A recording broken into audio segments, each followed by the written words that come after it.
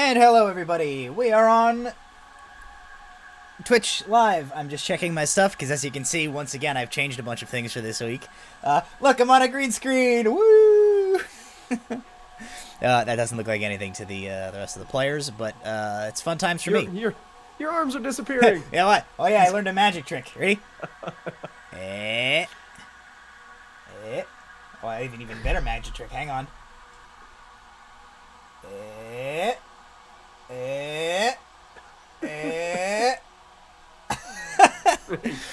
All right, that's enough of that nonsense. I can only imagine what that looked like because it looked real dumb from our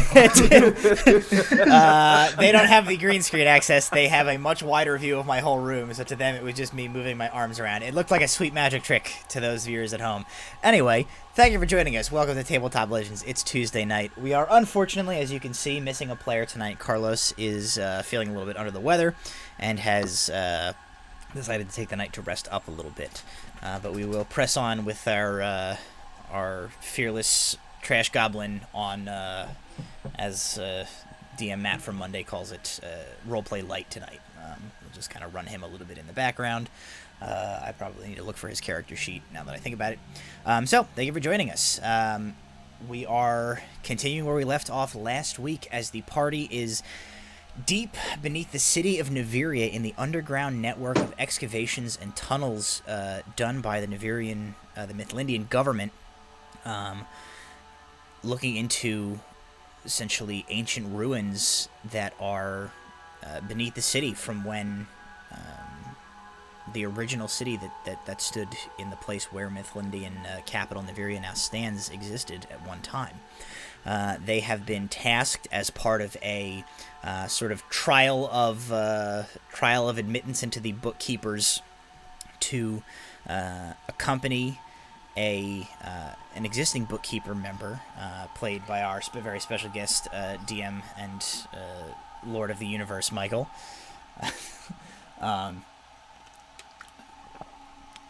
And look into a group of lost archaeologists who stumbled upon something when opening up a new section of the dig, and seem to accidentally have stirred up a whole bunch of giant scorpions, giant spiders, and elementals of some sort.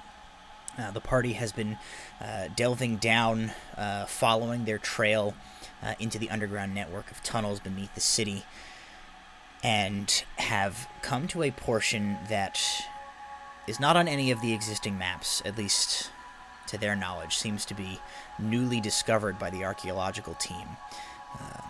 A set of chambers containing old obelisks, which had bird-shaped reliquaries installed in them, two of which are currently in the party's possession. And they entered into a large chamber with a gigantic sealed door that appears to be where the missing archaeologists have passed through. In order to get through that door, they will need 3 reliquaries. And where we left off last night is where the group found their 3rd reliquary, securely in the center chest piece of a rather large, rather aggressive-looking elemental guardian in place in this ancient Invarian chamber. So, that is right. Yes. We are going to hit the ground running tonight with some combat as the party prepares to face off against this elemental creature and try and secure their 3rd and final key to make their way through the door and pursue the missing archaeologists. So stick with us. It's sure to be a riveting episode, and we will be right back right after this.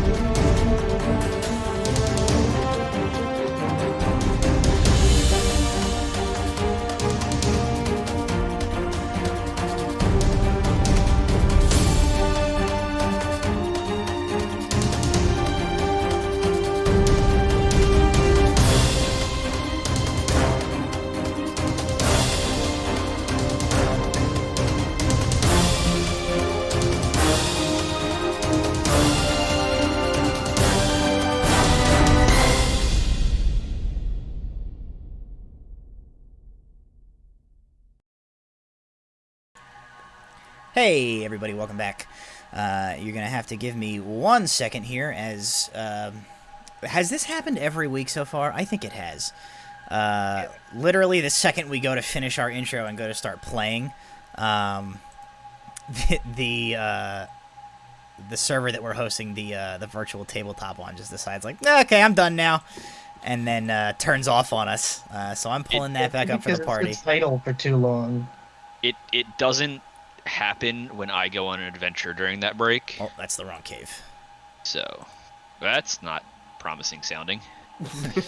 I mean, you don't see anything. All right, so that I have the tabletop back up. You guys should be able to jump in. Let's I am going refresh. to put you guys. Did Kel not save? Where's? Oh, there he is. Okay, so Fidget's in there. He's less green than he should be. He is less green than he should be because his art is expensive. Art is also hard for you artists viewing at the moment. I don't know how you do it.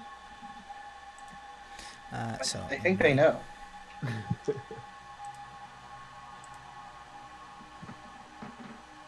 According to my Steam, Adam is the only one playing. I have Adam I'm and in. Becca in. Oh, I forgot. If you can't find it with that server browser, as long as you're friends with Matt on Steam, you can just join. Why am I signed out of... Wow. Ooh. Yes, but according to my Steam, Matt is not online. Because he is not connected to chat. Things happened. Join game. I'll figure it out. Same password? Yep. Okay. Okay. Oh god. We're gonna lock. Again, not encouraging. Yeah, why are you The saying, oh the God? big We're Sentinel saying Earth Elemental is a little. He's a little bit weebly wobbly. Well, he's also floating on a rock. Yeah. All right. So Power. He floats on a rock. I actually don't know if. Yeah, He was making an concerned that angry might face be- at Walter, so facing over this away. Time to test Death Ward out.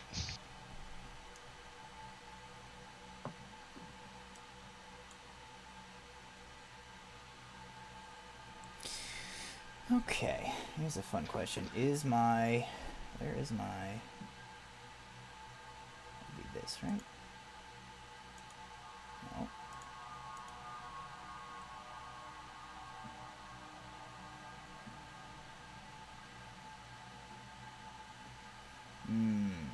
Okay, we gotta figure out which one of these bad boys.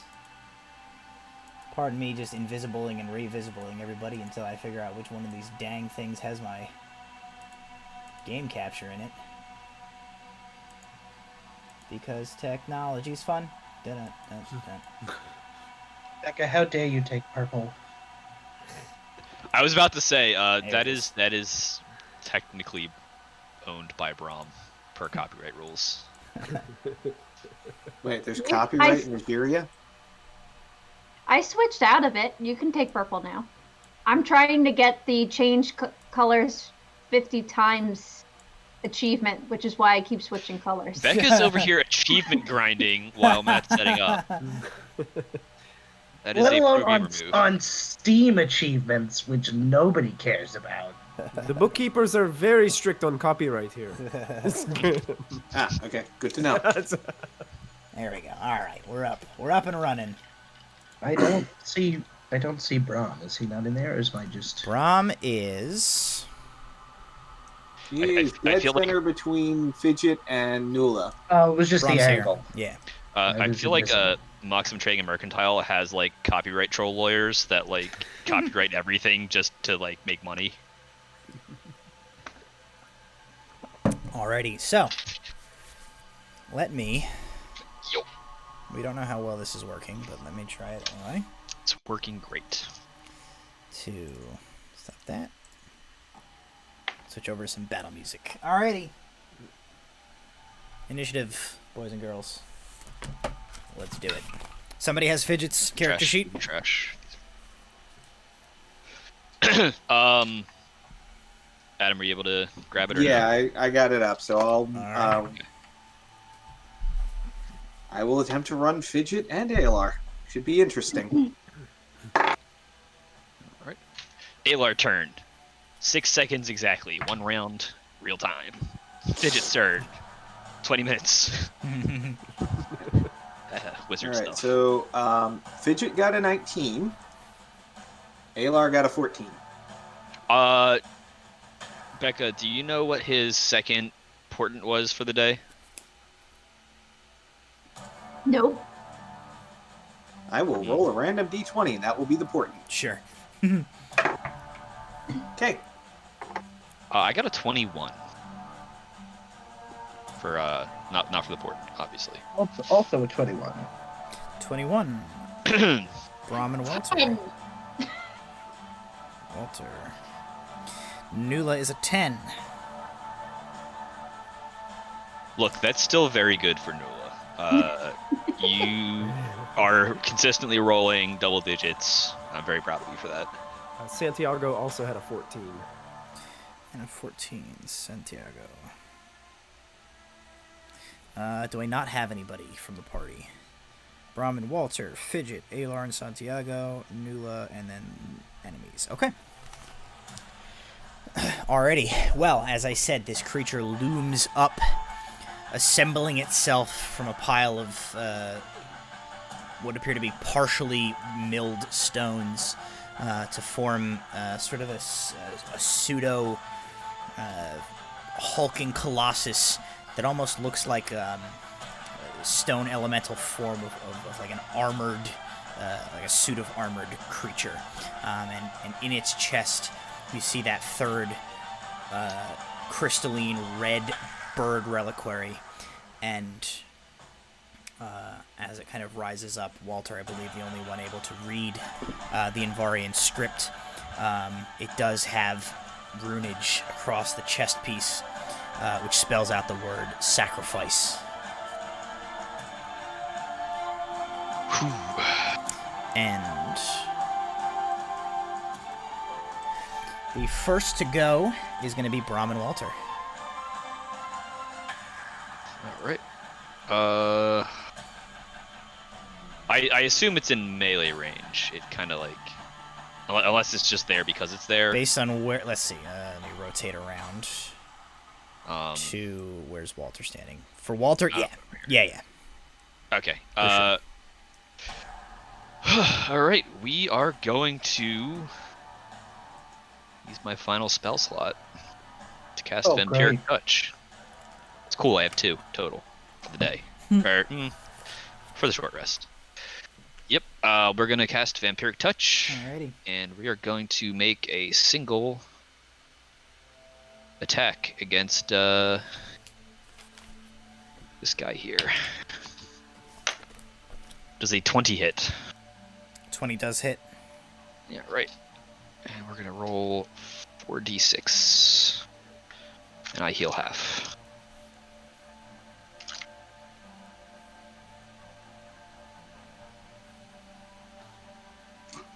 I'm just gonna call that a 1. I landed sideways. So it's gonna take 9 points of necrotic damage, hopefully. Okay.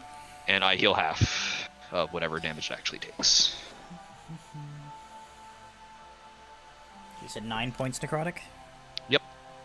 Yeah, so you slam that sort of clawed vampiric fist into the like rocky plating of this creature.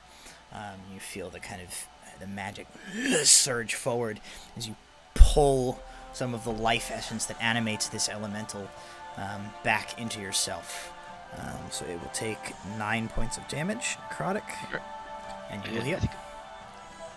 Alright, and it is... It doesn't say rounded up or down. Your choice. It's either 4 or 5. I always go round down. Just Okay, so 4 it it's is. the same for everything. Yep. Alrighty, Alright. Brom, what do you got? How far away is it from me? So you're here, so he's probably about 15 or so feet from you. Okay. So I'm going to... I could do it myself. Move up to him. Okay. Just as close as I can get without being too close to, like, but I have to touch him. And I am going to bestow curse. And there's probably not any reason to do it at 4th level, right? It's just the amount of time that it affects doesn't affect what the curse effects are. Alright. I'll bestow curse. Yeah, but then I save some 3rd level slots. Let's no, we'll save the 4th level slot in case we need to dimension door the hell out of here. Alright, so bestow curse at 3rd level. Okay. And I'll do the one that gives him disadvantage on all stuff. Okay, remind me, does he need to make a save at some point, or is it just a touch spell? I believe it's a save. Yeah, wisdom save. Wisdom save. He gets a 16. Does a 16 save? Well, you know. Alright, so he is not cursed. You slap your hand onto the rocky, like the rocky thigh, outer thigh of this creature, and you try to like pump that curse magic through it, but the sort of the natural just resistance of this massive elemental golem is too much for that spell to quite land. This was a bad idea. Alrighty. Anything else? If I disengage, I'm going to take attack opportunity, right? Potentially. Yeah, let's see. Unless this thing one hit kills me, maybe I'll get to run away next time. Alright, so you back up? Yeah, I guess. Okay. No, I don't back up. Okay. No. I didn't take my hand off the piece, it doesn't count!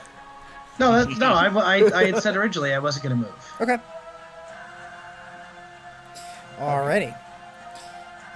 Then, kind of still in range of it, you unfortunately don't manage to,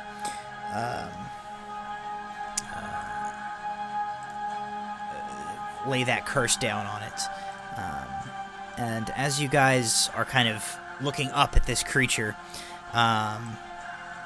several of those small... Oh, I didn't realize Brahm is hovering like 3 feet in the air. Yeah, the monster is too. Oh, is it? I Yeah. swear to God, I didn't use my levitate spell.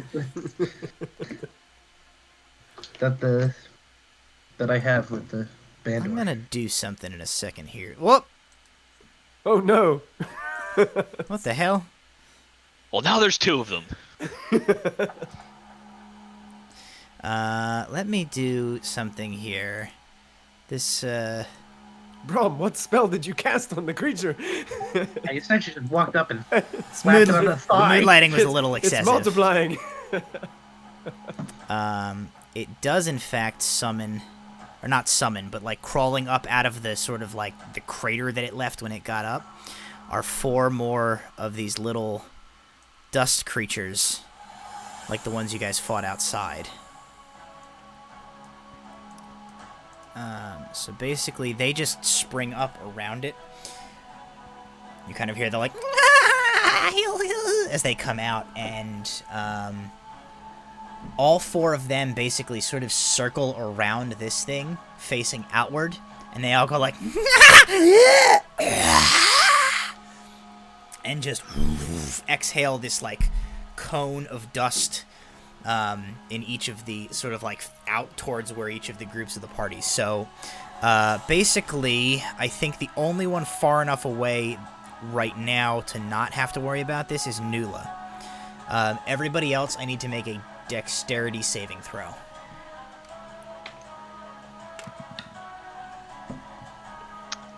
Nope. It's an 8. Pretty sure. Santiago had a 16. Okay.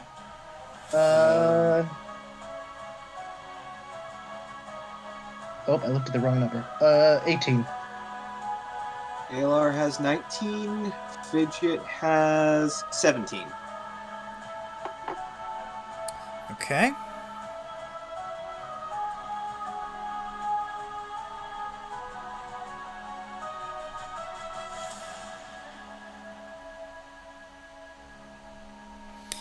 Alrighty. There we go. Okay, so everybody who got a 15 or above, you are okay. Those of you below a 15, you are currently blinded as this just cloud of dust and particulates blasts from these creatures and gets in your eyes, and you're forced to slam them shut, put your hands up. So you guys are considered blinded for the next minute. You can repeat the saving throw at the end of each of your turns. So all 4 of those creatures do that, and that's going to be their only turn. So it is Fidget's turn at this point.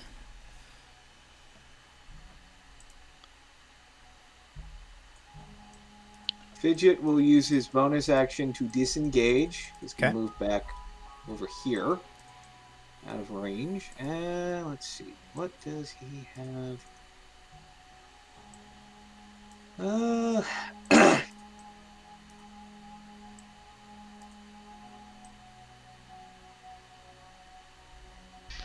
Well, Brahms in the way. Alright. He will cast a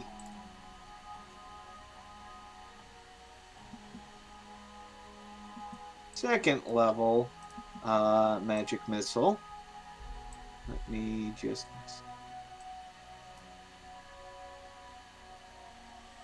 How many missiles is that? Is that... Second level? It should say on the if you click the spell It's at the top, it should say how many it is. It's like +2 missiles for every level above first, I think, or plus a missile. Okay, so it's 4d4 plus 1, so...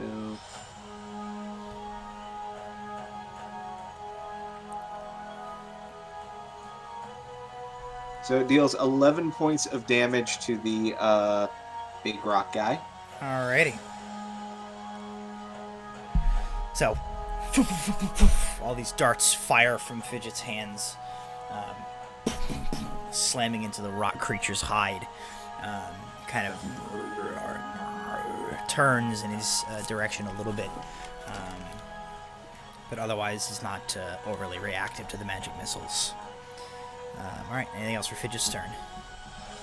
Nope. Alrighty. Other than saying, big rock, big rock! Okay.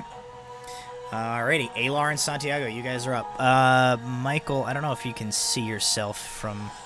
You're here by, Right next to Alar, right? Alar, yeah. Senor Alar, I might be able to help you. Okay, how? I can set you up. Ay Sounds caramba! Ay caramba, that thing is El Grande! And then do I feel like I can just shift behind Alar? Yeah. Without...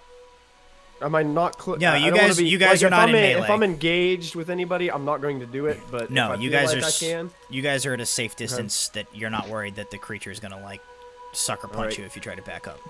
Santiago's going to shift right behind Alar and look towards this massive creature and just say, "It seems the scales that you stand upon will be broken soon, you creature."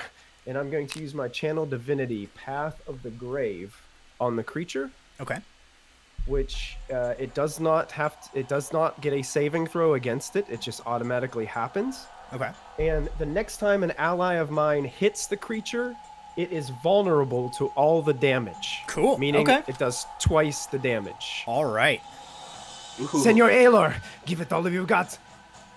Thank you. I charge in, and let's... How did you balance it on the edge of that rock? Rogue. You know what? Fine. And I am going to cast Booming Blade.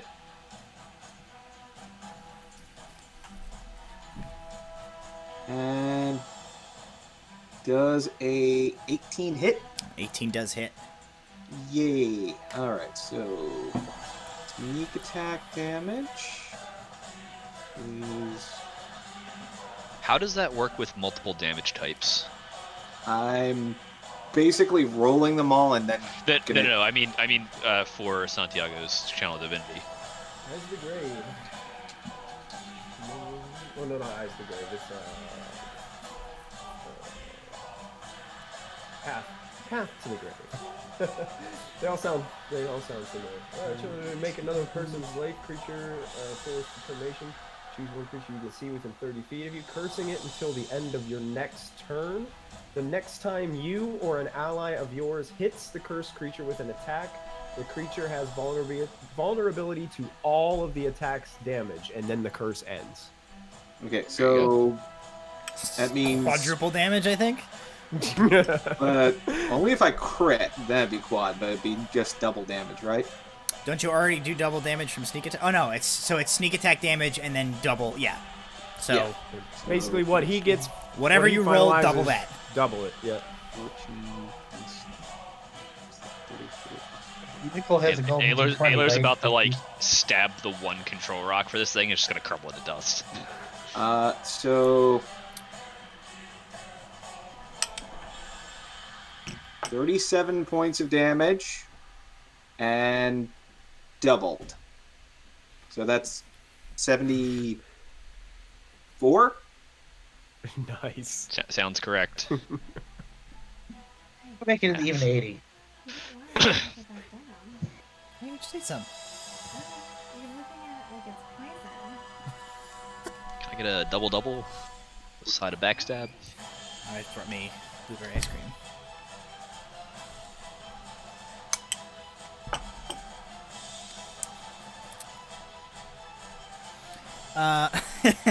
Okay. So yeah, Aylar, you rush forward and you plunge your rapier in between like two pieces of stone plating, just driving all the way to the hilt in there. And as you like put a foot up and kick back off of this thing to pull the blade out, the spell damage of the booming blade just boom goes off, and a boulder like half the size of you just goes spinning off of the back of this creature, slamming into the ground and coming to a rest. The creature, for its part, kind of like reels back and lets out this that same Muy sort bien, of Senor Aylar. that same sort of grinding language. Kind of wish you had killed it, but that's a good start. Alrighty. Anything else with either of you guys' turns? Nope. Okay. All I got. Alrighty. At this point,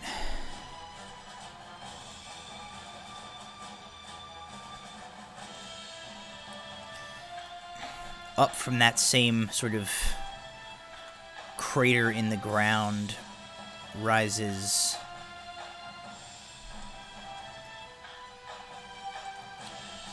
a familiar swirling vortex of dirt and sand and rock and rubble, with that sort of pseudo-humanoid form somewhere within the center. It is going to come up, and it is going to just sort of shift. Oop. It's going to fall into the terrain and never be seen again. Can you undo? Success! Well, we killed that. That was easy.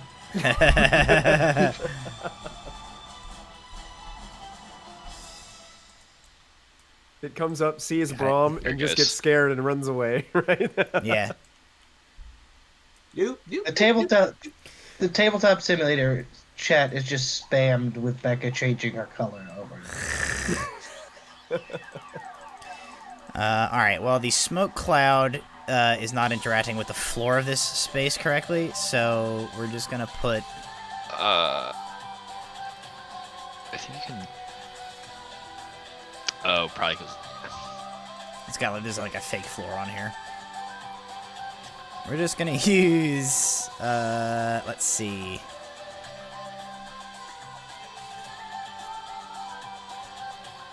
How Matt, about? are every single one of these minis that you pull out from this folder, are they all animated?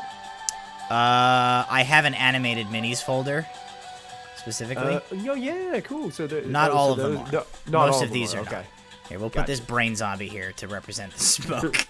But that is going to take up the space of essentially Walter and Alar, where it's like kind of on top of them there. And it is going to.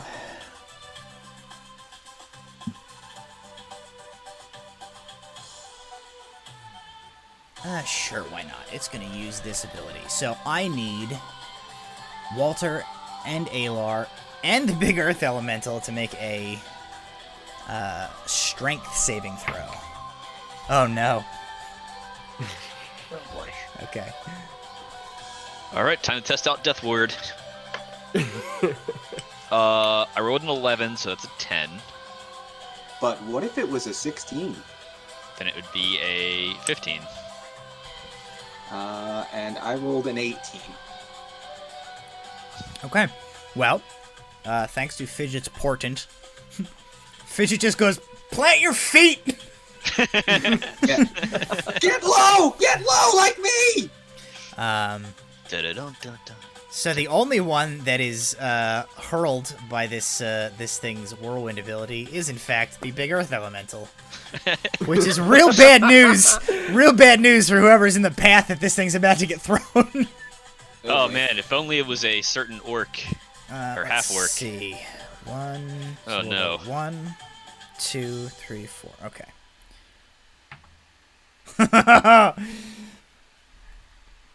Out of the 4 directions, it could have hit party members on 3 of them, and the direction that it got thrown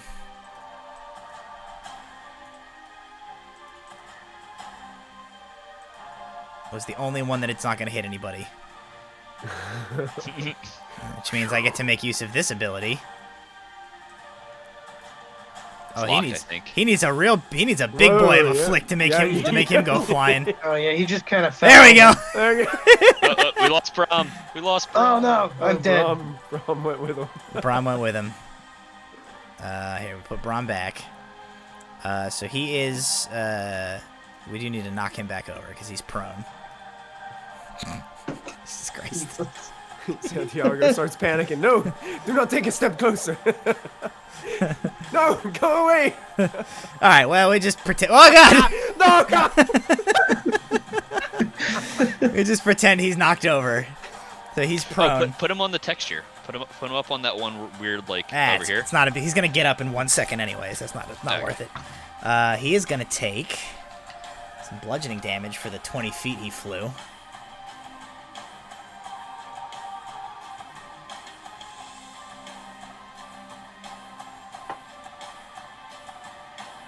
All right, so it takes.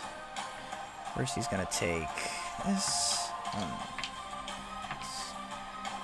12 plus 6. Okay. So the elemental is just hurled up into the air and thrown into the wall with this like ground shaking crash as it hits the ground. Another like several huge pieces of rock just break away from it, and several large like fissures appear in sort of the main like chassis or like kind of chest piece of this creature, and it kind of like comes down on sort of one knee and one arm holding itself up. That is all their turns. All right, Nula, So you are up. So there are a handful of these little dust creatures kind of surrounding your friends in the middle here, and then like a big smoke cloud engulfing Alar and Walter, and then like kind of on the other side of the battlefield is the big monster.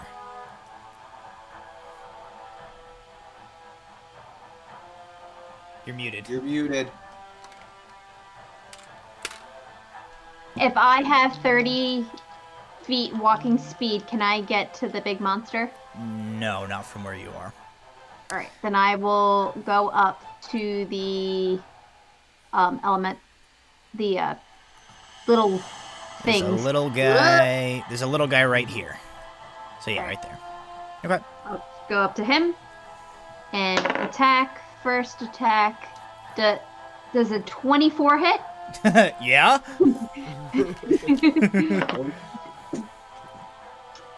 That's going to be 7 points of damage. Okay. Second attack is a 23. Definitely hits. And that's 10 points of damage. Okay. You basically just come up and whack-a-mole this little creature right into the ground. You kind of like, you flatten it once and it's like on the ground, and hit it a second time. And as it dies, I need you and Walter to make a... yeah, you and Walter, I need to make Constitution saving throws. Walter, you're already blinded, so doesn't matter. Blinded again. Make the saving throw anyway, right? You know what? It's a con save this time? Mm-hmm. 14. Okay. 15. All right, you do both make it. I wanted to see if I had to narrate Walter getting like more dust hitting his already like dust peppered eyes, but no, both of you are able to like shield yourselves as this creature kind of like gives a few seconds of wind up of like poof, and just bursts. All right, so we're gonna take him off the board as he is Deadamundo. Delete. Alrighty, and that is gonna bring us up to the big boy, who stands back up, and with this sort of grinding of stone mandibles, holds both of its hands up, sort of towards either sides of this cavern here, and there is a deep rumbling from beneath your feet. And two boulders from like the sides of the chamber sort of like crack and split and unfurl and stand up, creating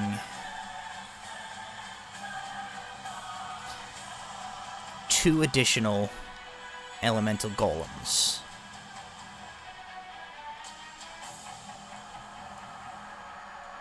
Not little baby ones. Big boys.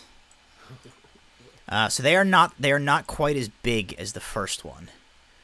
And they do not appear to be as like advanced. They seem to be sort of like basic imitations of the main one. But they both kind of like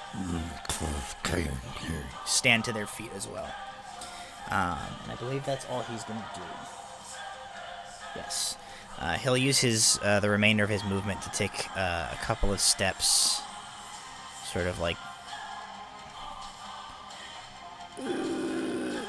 that way, to get back into Okay, sort so of... Booming Blade will go off.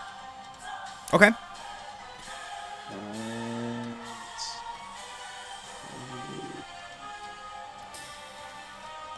And I believe the damage on this is doubled, or is it only the first time he takes damage? Because this is still damage from Alar before that curse is done.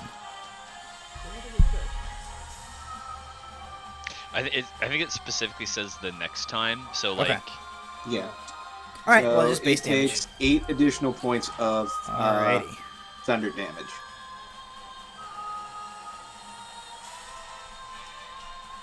wish I took Shatter.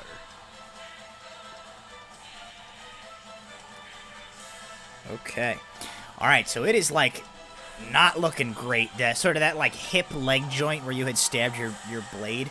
As the booming blade goes off, it basically like disables the one leg to the point where it's now just sort of like it's using one kind of main arm to brace itself as it like comes towards you guys. Alrighty. Brahm and Walter, you're up again. Alright, I know what I want to do. Brahm, do you have anything? What's up? Go up. Yeah. Okay. Up to it again. And let's try this. Casting Bestow Curse, 4th level.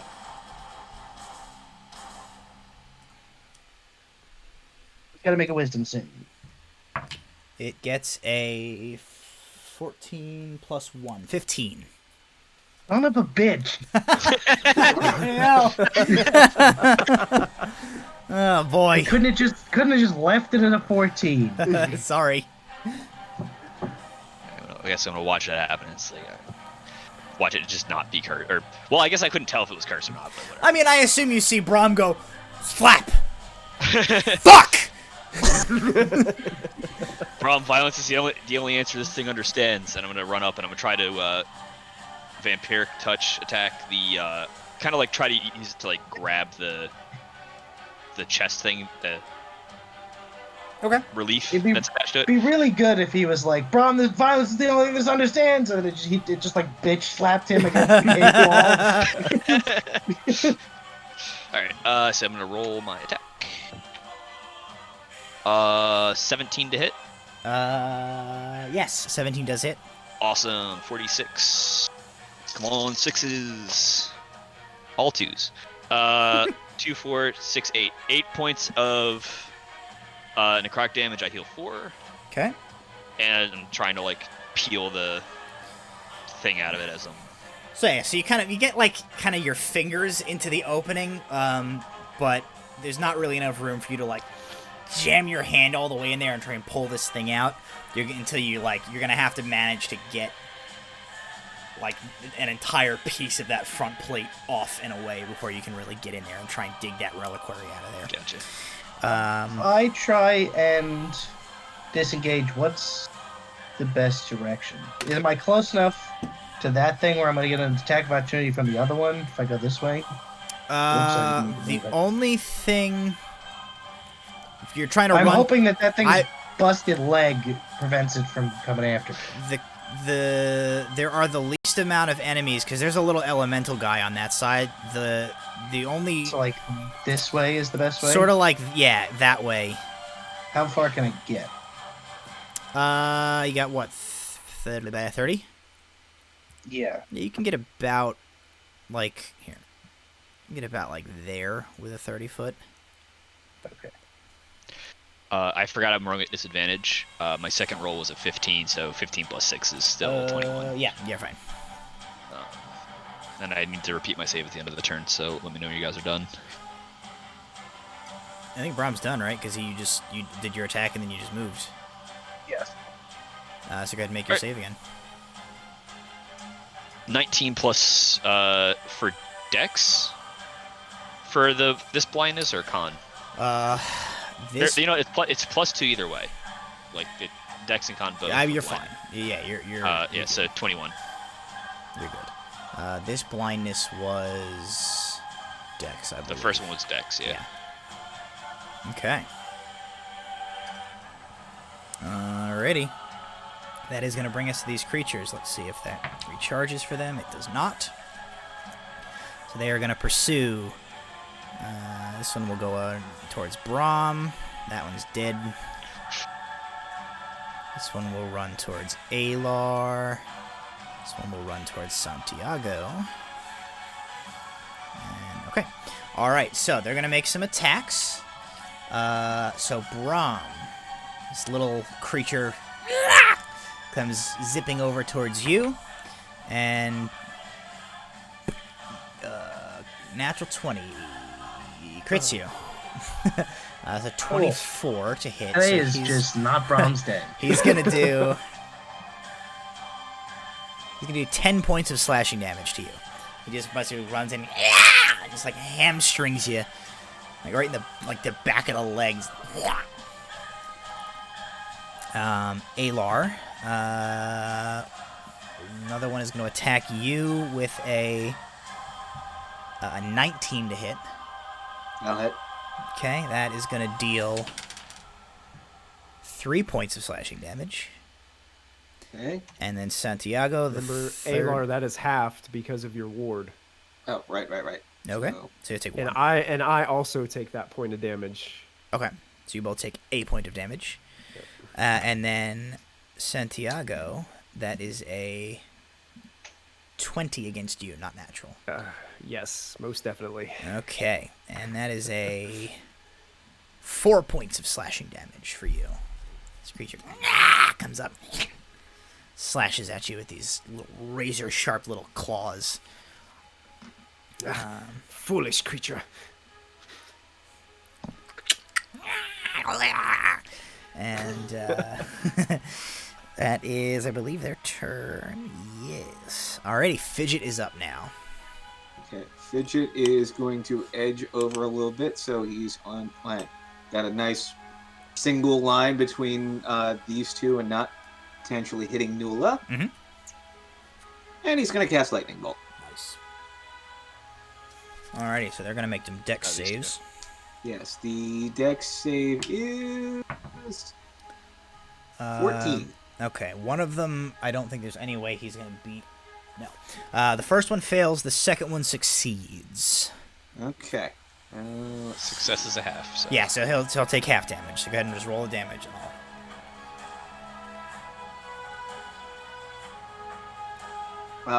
29 to the one that takes full, and 14 to the one that takes half. 29, you said? Yep. Okay.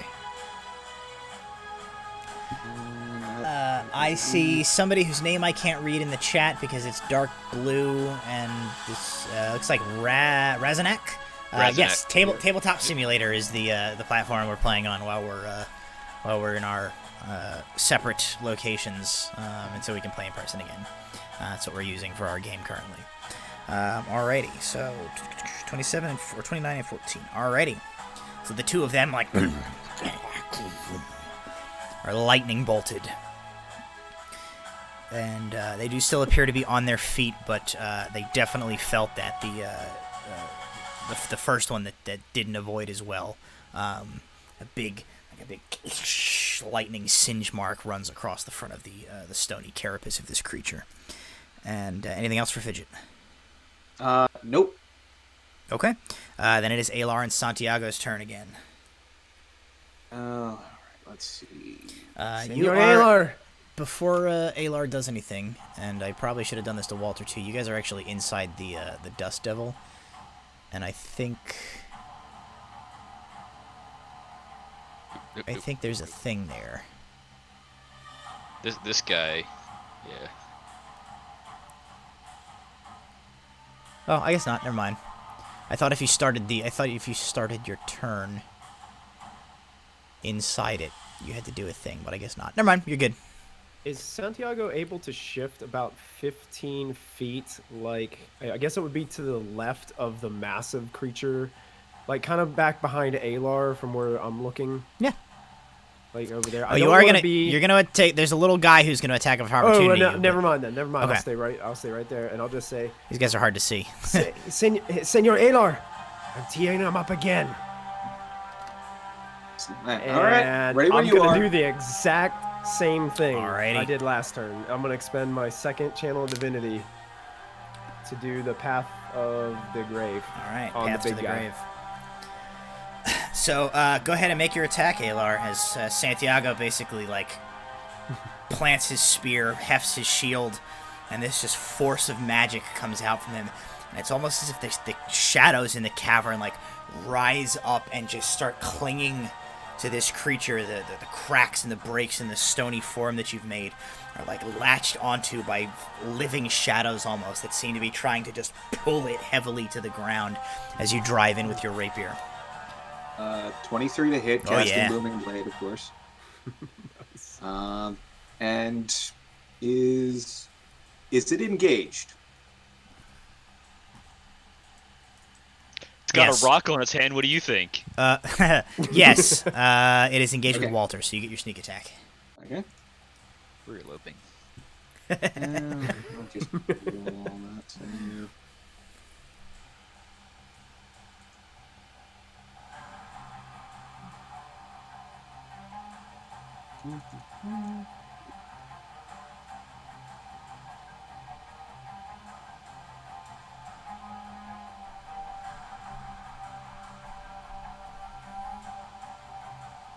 There's that.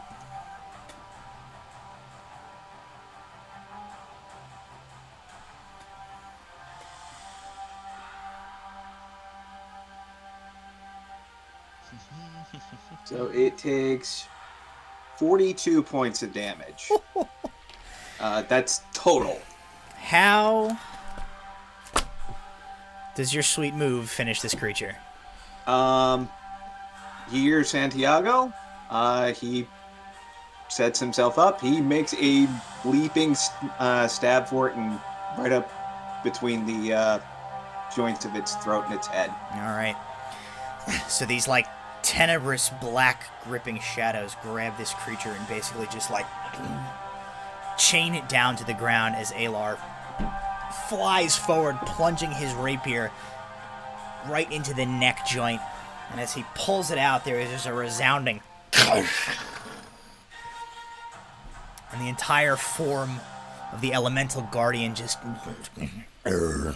shakes and rumbles. The two animated like bolder, smaller guardians also, as it begins to like rattle around and lose composure, they begin to sort of tremble and lose cohesion as well. Small boulders and pieces of rock sort of falling off them to the ground. The elemental guardian hits one knee, hits the other, and those chest plates of stone sort of shift and open up, revealing that ruby red bird-shaped reliquary, crystalline reliquary in its chest. And then this enormous like rush of wind and sand and stone just explodes outward from the inside of this essentially shell of stone that was animated around this creature. The rocks falling away, and the elemental itself, whatever it was, just ejecting up into the air and dissipating before all of the boulders fall unmoving to the ground. These two losing cohesion, returning to be inert stone. The small little swirling elementals, as the large one kind of falls apart, much to your surprise, they actually kind of turn and all of a sudden they seem to be rejoicing. As this large elemental falls, they kind of watch it go, and you hear this sort of little tiny chorus of little voices like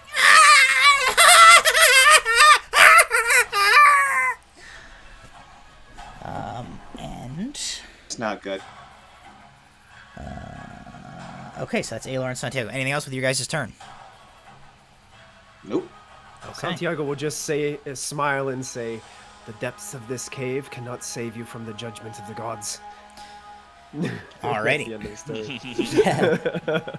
All right, so that whirling vortex of sand and debris that's kind of swirling around Alar and Walter at this point, it actually like kind of coalesces down into a more condensed form, sort of clearing the worst of the dust and debris that's in a lot of your kind of in your eyes and your mouth. And it for a moment, just seems to be, like, observing you. And it doesn't make any sound or vocalize in any way or really give you any indication of,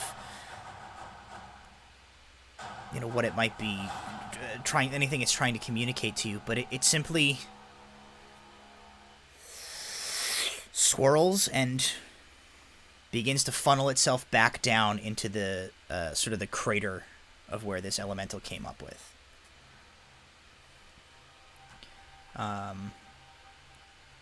It will so Walter and Alar, you guys both will get like an opportunity attack chance if you want to take it, as it is like funneling back down and leaving your threat range. No. Okay. I'm just gonna give Alar a look, and they're just pretty much gonna decide just to let it go. Okay. I guess at roughly the same time, probably. All right. So it sort of disappears back down. That is going to bring us to Nula. So Nula, you have seen the large guardian elemental has crashed inert to the ground here. The sort of swirling cloud has gone back into the ground, and there's still 3 of these little dusty creatures, one in front of Santiago, one behind Alar, and one over by Brahm, that are they currently are like, they seem to be in the process of like cheering and celebrating. I am going to approach this one. That way, if it attacks Santiago, I can attack, but I don't want to attack. Okay. If it's not threatening. But if it threatens Santiago, then I will attack. Or someone else. All right, no problem. All right, they're gone. He's gone. Brahm and Walter. Anything you guys are doing? I'm just gonna move over here. Okay. I'm pretty much gonna stay where I'm at, but I'm gonna use That's it. Mold Earth on here Oh, I fell. to write. Yeah. Well, that was like. It's gonna be, what was it? It was a sacrifice. Yes. Honor. Sacrifice was written on the golem, and then Okay. the two rooms that the obelisks were in, where you took the other reliquaries from, was vision and glory. So vision, glory, and sacrifice are your 3 words. Gotcha. Glad nobody was watching my 17 failed attempts where I knocked Brahm over every time. Oh, I was totally watching all of this.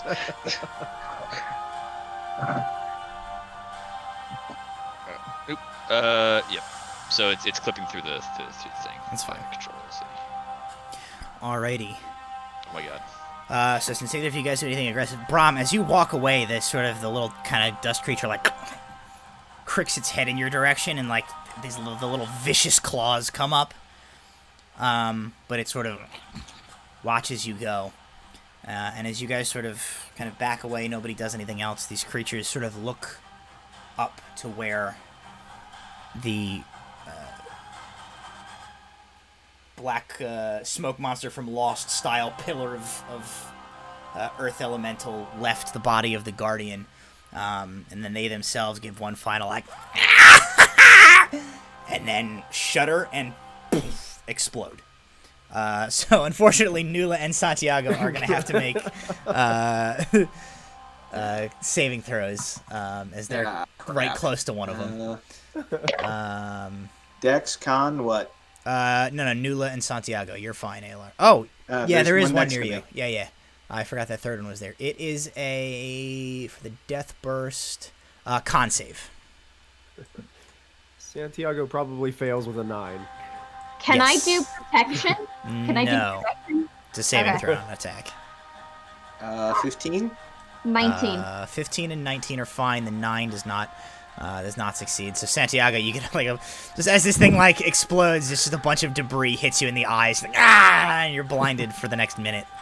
I can't see. You guys are, however, out of combat. What was sorry? Sacrifice, vision. And what was the last one? Glory. Sacrifice, glory, and vision. God, my vision has been taken. So I'm gonna make those in common on the ground, and with mold earth. Okay. Basically. Newell is next to Santiago, so he'll be okay. Alar's going to sift through the debris and pull out that final reliquary. Yep, easy enough to do. Fidget is going to go. All right, he's going to head back over. Yay, we won! Alrighty. So it is quiet once more. You now have 3 reliquaries in your hand. The one wrapped up that you know came from the chamber marked vision. You have the one that Brahm grabbed, which is not wrapped, that you know came from the chamber marked glory, and you have the one that you pulled out of the elemental marked sacrifice. And if I can get my mouse to work, that door, as I said, this massive door does have 3 openings in it, roughly the size of those reliquaries, sort of like Triforce style. 1, 2, 3. Well, you think there's an order to them, or you just want to kind of? They don't seem any different to me. Are they all? Did they all appear exactly the same? Make an investigation check of the holes or the reliquaries. The reliquaries. Yeah, make an investigation check. Okay. Wait, no, that's Fidget.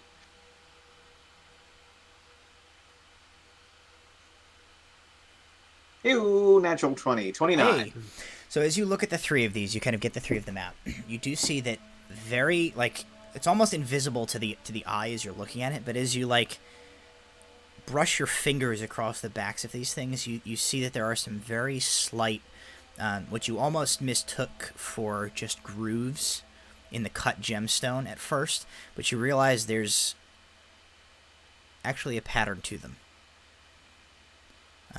There seem to be a series of very specifically cut tiny grooves on the back of each of these 3 reliquaries. Now, there's an order. Brahm climbs on top of the door. There you go. The shadow is deceptive. So I'm gonna Alar, I checked the ground. I'm gonna try to do something, and then I'm gonna basically do the same where it says. Just the top line is gonna be an attempt at recreating the text, just in case the grooves are actually the text of the Invarian writing. Okay. So I'm kind of So as you're looking at what he's writing and you're feeling, you don't think there's it's not runes. No, it's not a pattern. Well, it's not that pattern, but it is a pattern. So chances are it matches. These are keys. So each one opens one specific lock. It's just finding the right one to match the key. That's not my expertise. Have at it. Does anyone remember what side of the chamber or what room that you got the ones from above? Could the one on the right be from the right chamber above? Believe vision was the left. Vision was left. Glory was right. Okay, then I will try with sacrifice being in the middle. Yeah, let's give it a go. See if that works. So, vision to the left of them, glory to the right, and sacrifice on top. Yeah, but if you think about the words in context, that doesn't make sense. I think the answer might be something to do with the words themselves. Which one did you try and place first? I will try and place. These are backwards, by the way. I did glory and vision are backwards. So glory is on the right room, vision's on the left room. So I have them flipped. Okay, so I will place vision in the left first. You place that reliquary into the slot that is. Let me make sure I do this right here. So this is my right, but your left. Into the left slot, it slides in, and you hear, with a little bit of pressure, you hear, and then somewhere deep within the door, there is a. Okay, that one's correct. So vision first. 50-50 shot. A vision sacrifice glory. So sacrifice probably is still on top. So I will place sacrifice in the top one next. You begin to press the sacrifice stone into the top chamber, and you feel it slot into place.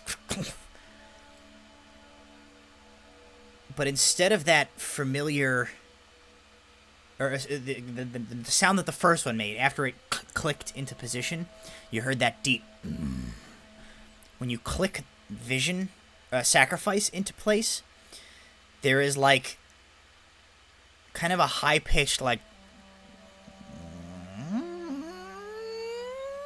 and then I need you to make a dexterity saving throw. Good boy. Oh, no. As stones get blown off. 20 not natural. Okay, so you'll take half damage as there's sort of like a, and then just a discharge of electricity just blasts out of the socket, throwing both you and the reliquary in your hand backwards several feet. You will take 2 points of lightning damage. Evasion. So- Okay, so you'll take none points. Yep, it's crap. You do like Santiago wipes some sweat off his forehead because he knows if Alar gets hurt, he gets hurt too. sort of pull your hand. The reliquary, as you like pull your hand away, keeping yourself from getting zapped by the door, the reliquary is like ejected out of the door and like clink, clink, clink, clink, clink, clink, clink, hits the ground 8 or 9 feet further away. Santiago picks it up and walks it over and puts it in Brahm's hands. Perhaps you should try. That one doesn't work first. So. I do not take any responsibility for that. Of course you don't. I will. That then was 100% your fault because you fucked up. You trusted me. All right. Well, I will place Glory in the right hand In the spot.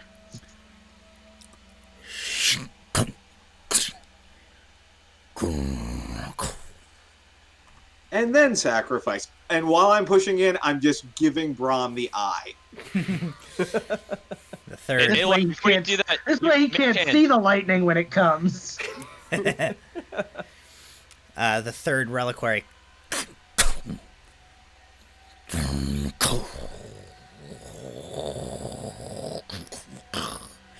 goes into place. There is a series of deep clicks and rumbles. Instead of opening, however, the reliquaries from their positions inside the door kind of like jostle a little bit as if some sort of a mechanism is like manipulating them, and then begin to push outward. So by the time all of this sort of rumbling and jostling, a series of clicks have occurred, and now, instead of 3 like inserted reliquaries into the openings in the door, you now have 3 almost like bird-shaped doorknobs. They kind of stick out a little bit from the door and are like kind of grabbable.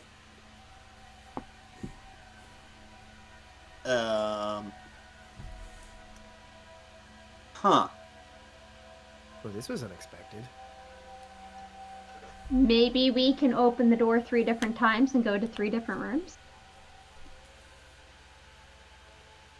Maybe.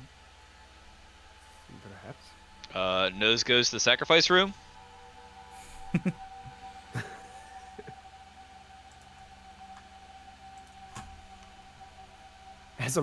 As Santiago's getting all the dirt out of his eyes, I kind of like vision first. I mean, doesn't like glory, but I don't disagree with vision.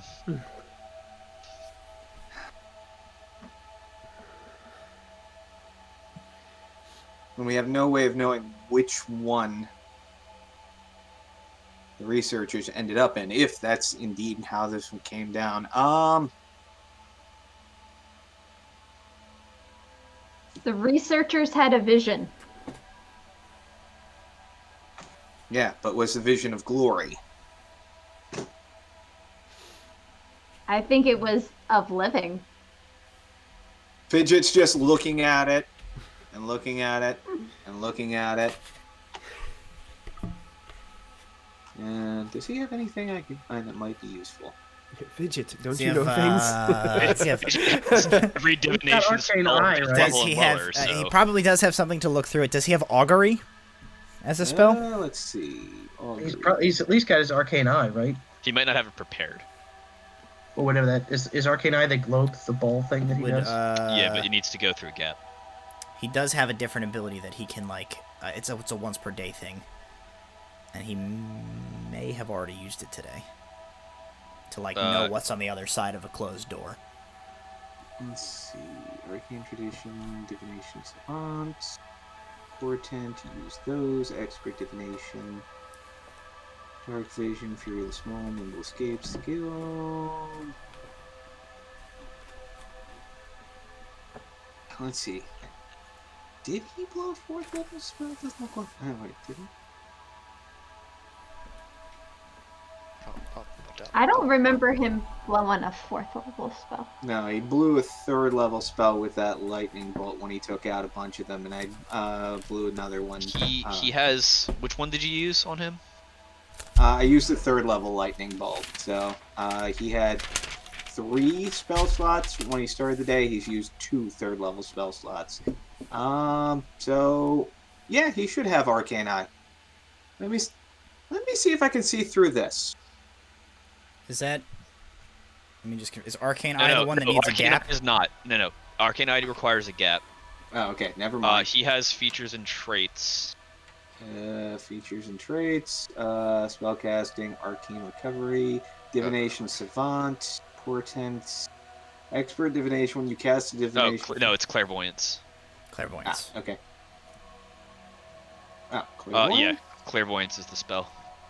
Okay. You create an invisible sensor within range in a location familiar to you, a place you've visited or seen before, or in an obvious location that is unfamiliar to you, such as behind a door, around a corner, or in a grove of trees. The sensor remains in place for the duration, and it can't be attacked or outside interacted with. Okay. You can choose seeing or hearing, etc., etc., etc. Alright, then he will place his hands up against the stone. Alrighty.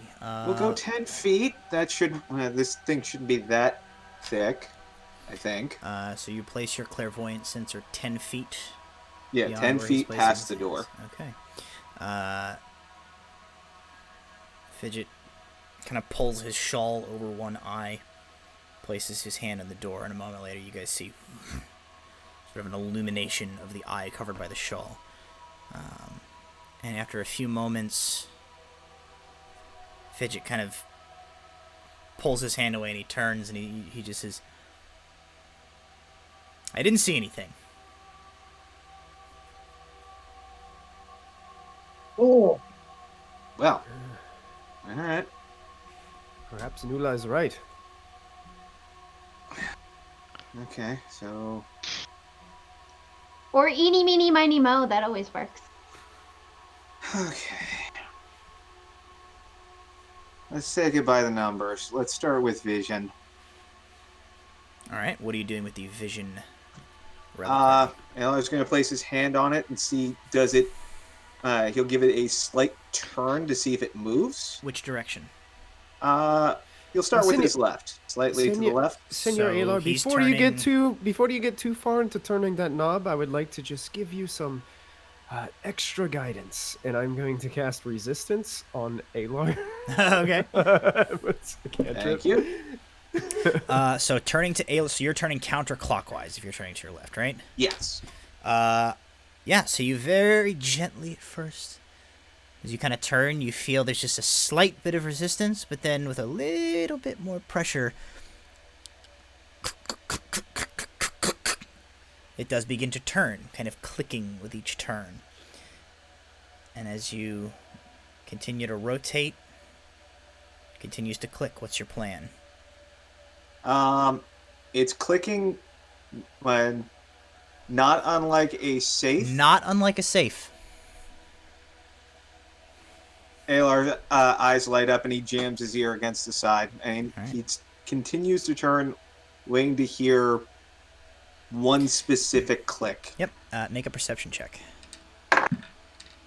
I would say make a perception check with advantage, as this is like 100% Alar's wheelhouse. This is a skill. This is a skill that you should be good at. Okay. Well, that is good because my first roll was crap, and my second roll was much better. Oh, crap. There is. Here's perception. There we go. 22. You turn, and just before you've made a full counterclockwise revolution, you hear that slight that you're listening for. And as you let go, the reliquary turns back to its original position. There is a within the door, and that reliquary slides backwards into the door, and like a stone panel slides down over it. There's still like an etching of a bird on the panel that like slid down, but it's now like flush part of the door, and the reliquary has been like enveloped into the door. Okay. It's a safe. It's a gigantic vault safe. I can work with this. Same thing with Glory. This time I'm going to turn it clockwise. Glory, you are rotating clockwise. Yeah, once again, that seems to be the trick. It begins to click. And go ahead and make a perception check. Alright. Yeah. As I drop my die. 25. Alrighty. You get about 3/4 of the way around, and you hear you release.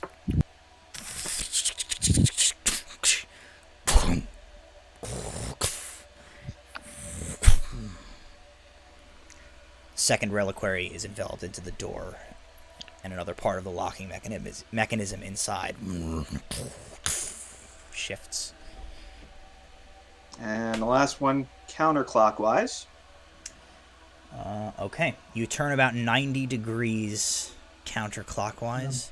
Back up just in case this thing Ark of the Covenant his face is not his face I knock myself on the ground. There we go. You hear Santiago just kind of looks at Nula and says, "Oh, this Senorita Alar is good at picking locks." You get to about 90 degrees. You said which way were you going? Counterclockwise. You get 90 degrees counterclockwise. You hear the click. You let it go.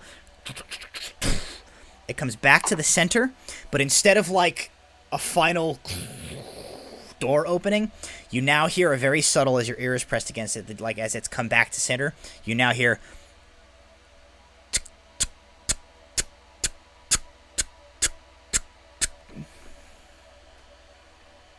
It explodes. Oh boy. Senor Alar, what is happening? The door's not open. Back up. I think I might have done something wrong. Santiago will back up. And Alar hightails it out of range. Walter's gonna run up and slam the knob just as hard as he can. Okay, make a strength check. Where is Brom? Is this Brom? I can't tell. I think I have one. Do it with the shovel. Okay. You want a strength check or an attack? I'm making an attack roll then. That is a nat one. so without the aid of Shillelagh, it is a 0. I'm gonna run back. Don't hit me. I imagine you would have been running the opposite direction as I was running towards it to try to like. Here's what I feel like happens, as I'm almost as impressed by the 0 as I would have been with a really good roll. Alar turns that third reliquary. It sets back, and he's got his ear against it, and he goes, back up, back up, back up! He starts backing up. Walter rushes forward, glory in his eyes, pulls the shovel out. Did you shillelagh when you were doing this? Or just regular? I didn't, otherwise it would have been like a 7. Okay. So but no, I just straight roll. Shovel comes up. You go to swing down.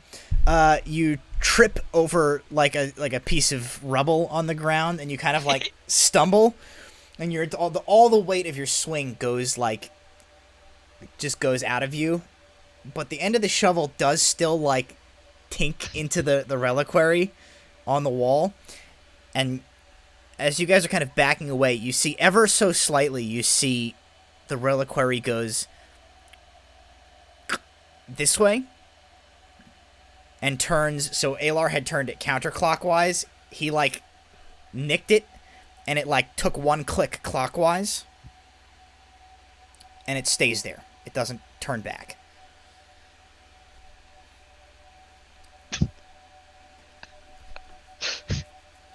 Alar's gonna turn around because he had been running the other way. Oh. Huh. Guess it was clockwise. Good work, Walter. That's a word for what he just did. So it's, to clarify, it's not doing anything now. It's just like it was center, and he's knocked it one askew, and it's just now sitting there. Okay. So, now I will try turning it clockwise. So as you like... Before he does that, I'm going to put my shield up and do the shield wall. Okay. So Nula shields and hunkers down to protect from an incoming potential explosion. I will pull Santiago and our trash goblin with us. Santiago just gonna stand when he sees you do that. It's like, good thinking. Nula, and he this takes his is shield your- out and does the same thing. You have special boy shield, right, Nula? Yes. I imagine you guys are both back over here, like behind protection with another level of protection. Yeah, Fidget That's is not just good. peering out ever so slightly from one side of the shield. So Nula has a particular shield that she is able to plant it in the ground, and like this like force field of energy comes out from either side of it, creating like a 10-foot wall. That's cool. That you guys are able to hunker down behind. So Alar, as you get back to the door, you kind of put your ear back to it, and you hear that ticking has like, once it got knocked in that direction, the ticking stopped. Okay. And then as you I'm continue, going to try turning it clockwise this time and see if it... so you kind of continue the clockwise turn, and you hear it again. It continues to, and when you get it to 90 degrees the other way, you hear the clink, and you let it go, and it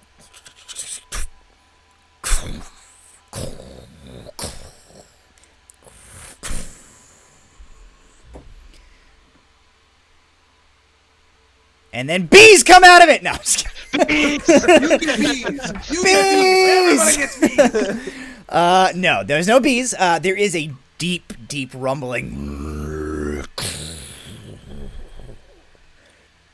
And the door begins to part.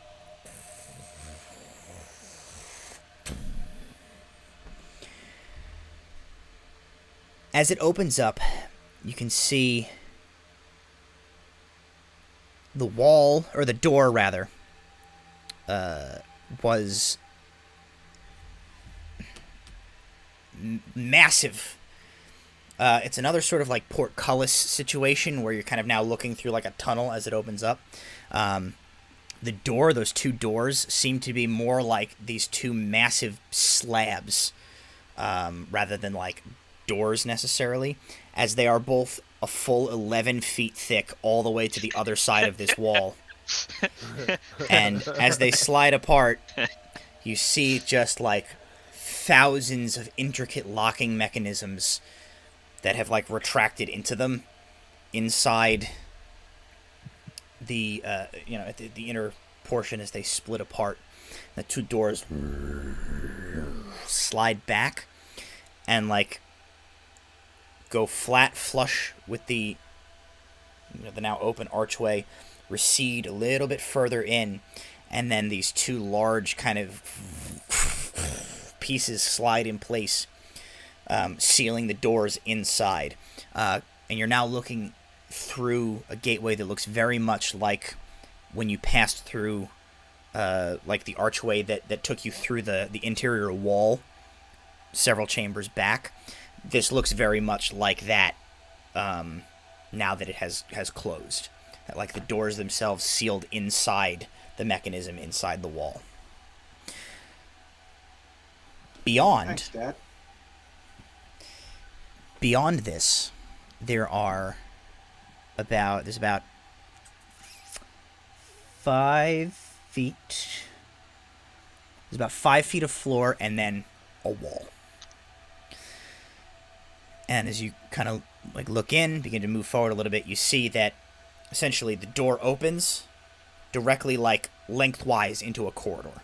So it goes that way instead of continuing straight. And that's what you can see from where you are. Okay. Condition of the floor, dusty? Dusty? Footprints? No, well, I should say not necessarily. So the portion that you guys are standing, that like the doors were in, are pretty like scuffed clean as the doors like slid back over them. But as you look kind of on the other side, just outside the door, you see footprints continuing. And they actually go in both directions. They split up. Alar. Yeah. Why don't I send Morgan one way and you send Scooter the other? You think that'll work? Can't hurt. Alright, I'll snap Morgan into existence and have her go to the right, I guess, since I'm on the right side. Okay, Alrighty. Scooter. Wait a second. Alar's gonna scribble a quick note. In common. If found, head back the way the ferret came. Rescue. Incoming. And tie it to Scooter and send him off. All right. That's an excellent idea. I'm going to do roughly the same. Okay. Like, as soon as I see him start scribbling it, it's like, oh yeah, good idea. So Doodle you a are note. sending Morgan and Scooter opposite Here, directions. use page 57 from my. Hey, He's just takes some of these papers from his clipboard and starts handing it to him. There's like a detailed evaluation system of all of your fashion choices on page 57 for some reason. Okay. Too many pouches. So what? Oh, just ignore that, Senor Alar. I was just. What is the instructions that you're giving to the ferret and to the raven as they head in this direction? Like, just follow the path. What are you having them do? I'm gonna tell Scooter to use his nose because he's got good scent. Follow the footprints, but use your nose. Smell for anyone that smells human. Follow that. If you see a human, go up to them. And I'm hoping that the only humans down here are those researchers. If you encounter danger, retreat. Head back toward me. Okay. That's some stick frames. Morgan is going to have the instruction of mimicking my voice to say Okay. help. Okay. So she's going to fly down the corridor saying help. Okay. They split. So as you guys, I presumably have come up here, yeah. They head through. They split. And then what are you guys like? Which way are you guys going? I mean, there's only one way to go now. I'm going what are you to doing? head into the corridor, and I'm just basically going to be watching the direction that Scooter went. Okay. I'm gonna watch the direction Morgan went. So. Alright. Okay, what's everybody else doing? Just kind of following in as well? Okay. You guys walk through that archway created by the absence of the door now. You find yourself, you enter into the corridor. And as you look left and you look right, you see that the hallway goes about 15 feet in either direction. And then both make a right angle turn, heading in the same direction that you guys have already been heading. You see, like, Morgan and Scooter kind of around those corners. And you guys are splitting this way, following their paths, is what you said? So, yes. Okay. So as you kind of go in, they go. Here, I'll go up. So, like, if you come in, right? They go this way. You follow them. As you get to that corner, you see about another 15 feet of straight corridor, and then another turn this way. And as you follow them around, basically what you guys end up doing is you just go, and the corridors meet again, and then one single straight corridor continues further in. Essentially, there was just like, on the other side of this door, there's just like a big square block of like stone with like the corridor goes around it like that. Huh, clever. This must be a defensive structure of some kind. No, would allow them to split forces if their defense is there. Or maybe it's decorative. Could be. Is there any writing anywhere, or any? Not here. The only thing that you see as you're kind of making your way in here is you see there are the signs of two individuals passing this way. As you make your way kind of around and into this hallway of heading, it is pitch black. So I don't know if what kind of light situation you guys have going on. But aside from your own light, there is no light in this chamber. Those with dark vision, as you move forward, you can see the passage of those two individuals go around, come back together, and continue further down that corridor, first at a run, but it looks like after a few hundred feet, they slowed down to a walk.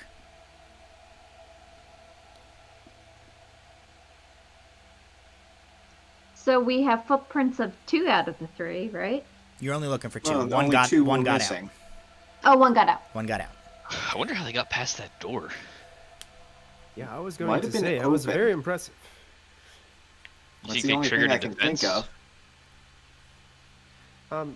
Matt, Santiago would like to go. I guess it would be when we came in and we split, and we went up, and then like this. That wall that's opposite where this new chamber is leading. Mm-hmm. Are you understanding what I'm saying? Kind of like where we're at, where we met, where the single chamber is, or the single hall. Hang on. I'll draw you a little picture here. I would laugh if the picture you drew just gets like green screened away. Just disappears. It should, because it's not green, but like. It'd be funny if it did. We continue the saga of I have 100 pens in my desk and none of them work.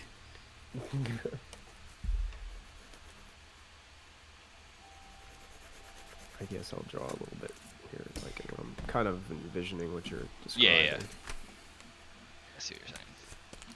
See, like this. So we came Yep. in. Exactly. It's And the there same thing I and drew. we went like this. Okay, awesome. Yeah. This. So it this just wall- loops around.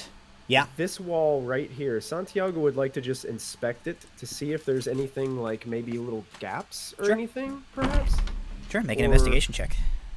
Sure. That's a 12. You don't see anything. It seems to be there is some like groovature to the way that the wall has been like created, but it's very much the same as the other like.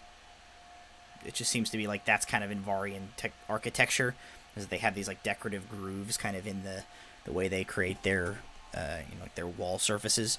You don't find any gaps or holes or openings or anything like that. That would indicate that there is necessarily anything like inside this, or to indicate that it's anything more than just like solid stone. Okay. I'm sorry, I just got worried when you guys started talking about defense mechanisms. That's a good idea. Way smarter idea than I should admit to not having. Yeah. I've It's done very this exciting. before.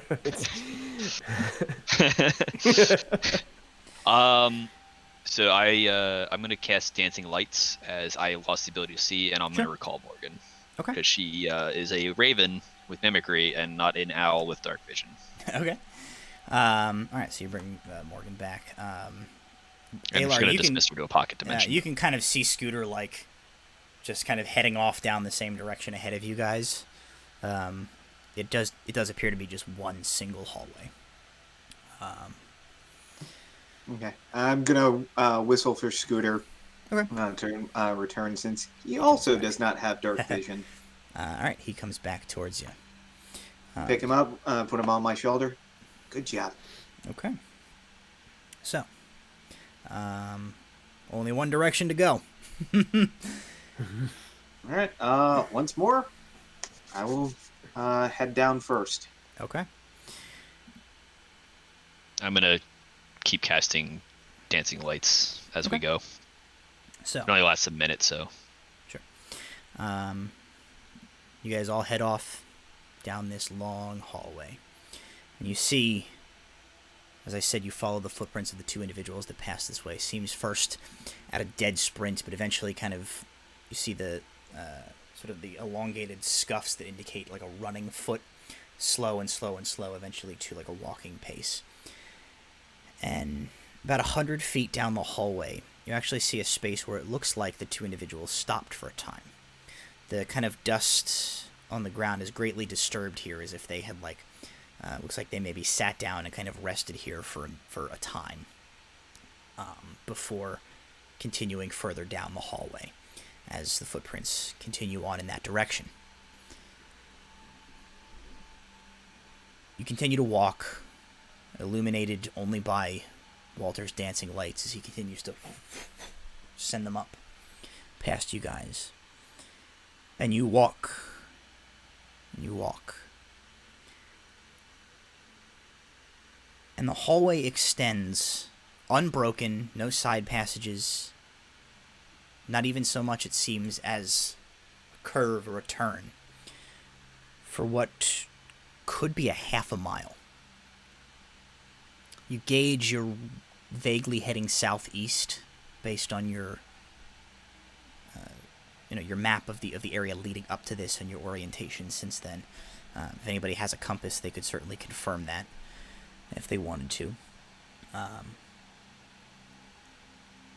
eventually,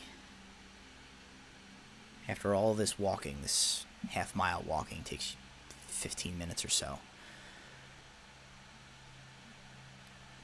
the hallway finally seems to be coming to an end. You see a very faint, sort of goldenrod-tinted illumination coming from up ahead. It's just a touch the wrong color for torch or lamplight. And as you draw closer, you begin to be able to make more details out. You see that you're approaching the end of this hallway, and another massive door. As you get closer and closer, you realize that this door is unlike any door that you've seen before. It is easily 20 feet tall and 15 feet wide. And where a handle or a latch or a ring or a bar of some sort should be.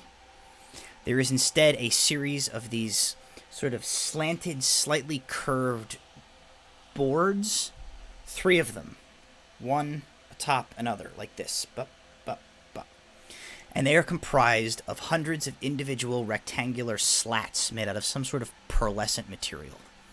On the floor, at the base of the door, coming out of the door itself and extending onto the floor, are dozens of these slender stone petals arranged in a tight formation. And the door itself is not flat. It's not even one solid piece of material, but rather it is made of this immensely complicated-looking weave of these heavy cylindrical tubes which reach upwards towards the ceiling. The glow that you've been heading towards is coming from 2 convex crystalline protrusions on either side of the door coming out of the walls. They are translucent, and inside you see each one contains a swirling mass of faintly glowing sand and debris. 2 of those vortex-like non-corporeal dust elemental creatures are sealed within inside these vessels, these containers, that are integrated into the walls of the corridor. The walls flanking these 2 containers and the door are all covered in runes.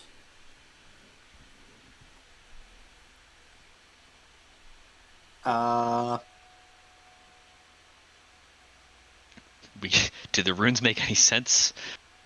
To you they do. Or- Some of them do anyway, because you can read them. I'm going to take the 10 minutes to cast a ritual of comprehend languages because So you I kind really of, think I'm going to need it. you sort of start looking at this. Alar immediately sits down and begins pulling out ritual components from his pack. While he's casting that, I'm gonna try to take notes on and see what Sure. words are associated with what symbols and Sure. try to figure things So- out. Here's what you got, Walter. I'm gonna take some notes. Above the door itself is an ornate arch with etched runage. It has several lines which are written in Invarian. So, Walter, as you step up to them, you see the translation swims before your eyes as the power of your patron flows through you from far away. Above the door, the following is written. The truth of his craft is the key to salvation. A chance once lost, now reclaimed. His vision divine. The glory of utopia within reach once more. The sacrificial price will open the way.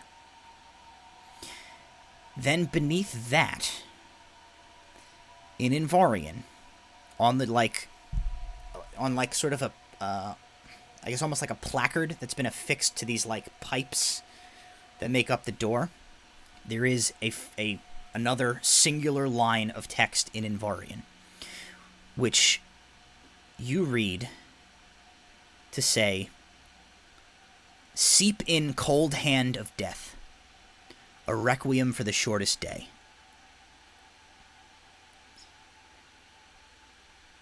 Above and below some of the Invarian runes that spell out that last sentence, "Seep in cold death, a requiem for the shortest day," there are other symbols have been drawn. Even with your runekeeper's eyes, even with the power of your patron translating much of this, those symbols are not like a written literal language, so much as they're perhaps a codex of some sort. When you look to the sides, there are specifically there are 4 panels. So you have panel, kind of glowing crystalline orb area, panel on one side, and then the same on the other. So 4 total of these panels. At the top of each, there is a series of those etched symbols that don't translate, as far as you can tell. Beneath them are a series of complicated bars, lines and bars arranged in rows. Lines and bars arranged in rows that Brahm, even without the aid of a comprehend languages spell, even without the aid of a mysterious patronage sending you power from afar, you recognize as sheet music. I'm going to move you guys to a different map. What is I got to the Vision of Utopia. I've got you covered. I have a translated version of all of this for you to look at so that you don't have to write everything down. All right, this is as far as I got. This is what you see. Uh-huh. So I have translated the Invarian into English just to save you guys some goddamn time. But that is what you see. Unfortunately, These are it's going to be... blank cards for me. Oh, well, hopefully no, they oh. load in. Or this is going to be a real difficult door puzzle. That's amazing. That's awesome. Matt, you may want to turn down the music bit. I'm doing it right now. It's real. Okay. It's real goddamn loud. This is going to be a little hard, I think, for our viewers to play at home. I was hoping they'd be able to read it a little easier than it looks like they are.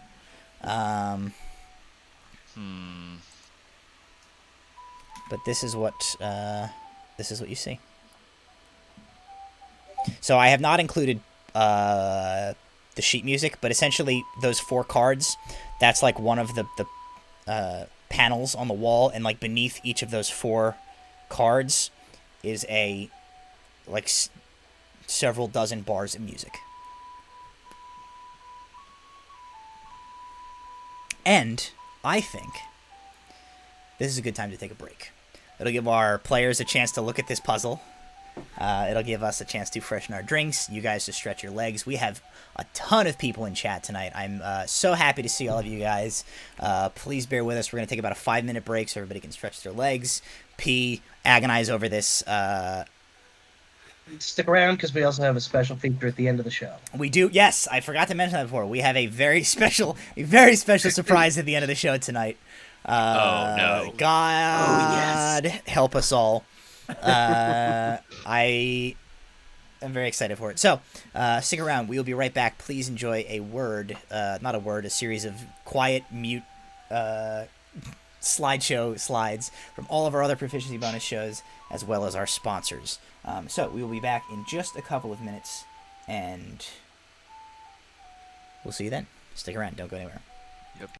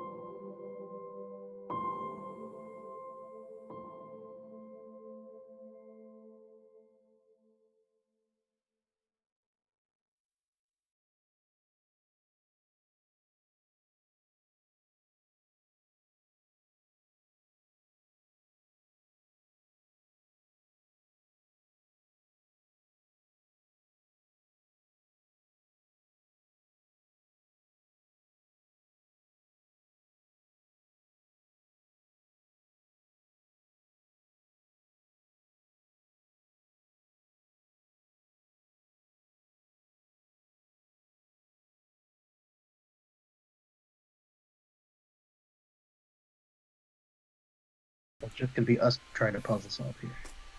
All right. Yeah. So if you guys want to, like pick your tableau, Yeah, I'm doing the and first one. and we can just like.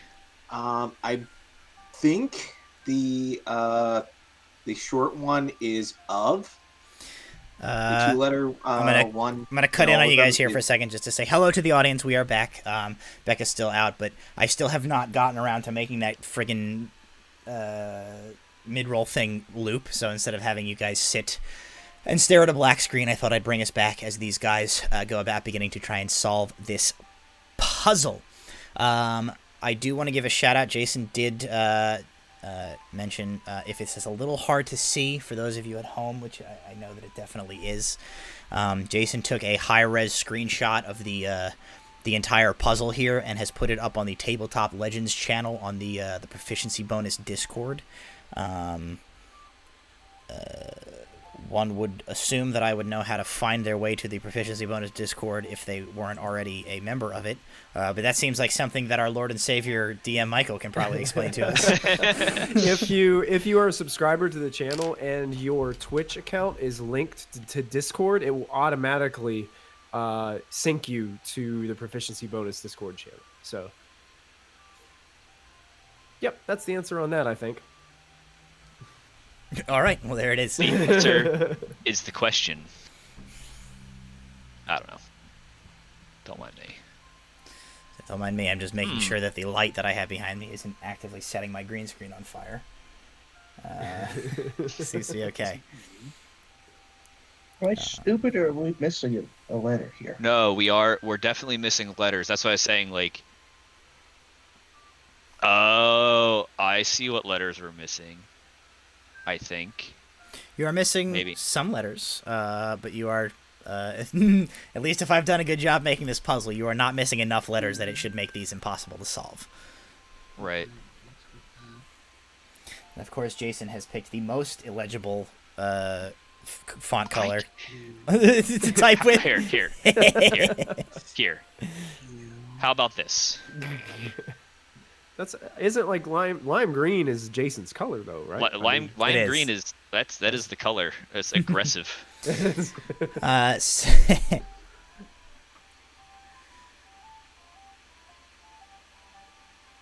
Oh, we got the mod has taken some liberties with what is somebody already got it. Lieutenant Murphy is asking to have a milkshake made out of pecan ice cream, and the auto moderator on Twitch was like, "Don't say make out! How dare you!" Why is the auto mod picking that up? That is ridiculous. My delicate sensibilities! Somebody get out my fainting couch! I'm gonna have to look at that later. That's ridiculous. I got the last word. But I don't want to ruin it if you want it on stream. We're live. So we are live, Becca. Yeah, we're live. We're on. So use if you have one on.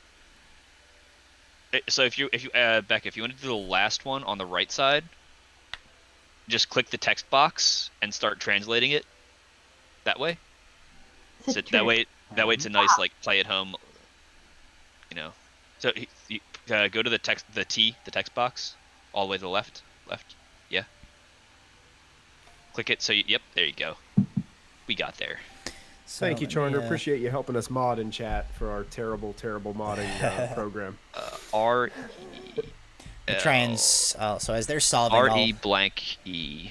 I'll recap this for you guys. So this is on the this is on the door itself. Oh boy. And then this last bit here, this Seep in Cold Hand of Death, a Requiem for the Shortest Day, is its own sort of plaque with these individual symbols etched beneath particular letters on this. And then they are now looking at 4 additional pieces of information along the walls with these symbols. So they are in the process now. Matt, as Santiago being like from around here, would he have any recollection of any of this language, or is this like this stuff, the stuff that I've written in the gold outlined English here, is ancient is actually written in ancient Invarian. Okay. So just for the sake of like not being ridiculous here, there is actually like a second step of translation that's happening in like the in-game world where it's being translated from like Invarian runes to these. These symbols are not like a language; they're just like cryptography symbols. Okay. Yeah. So Walter probably would have like translated this in common with Mold Earth onto the wall. Sure. Because I can make letters, so just so everybody can like have a translated variant available.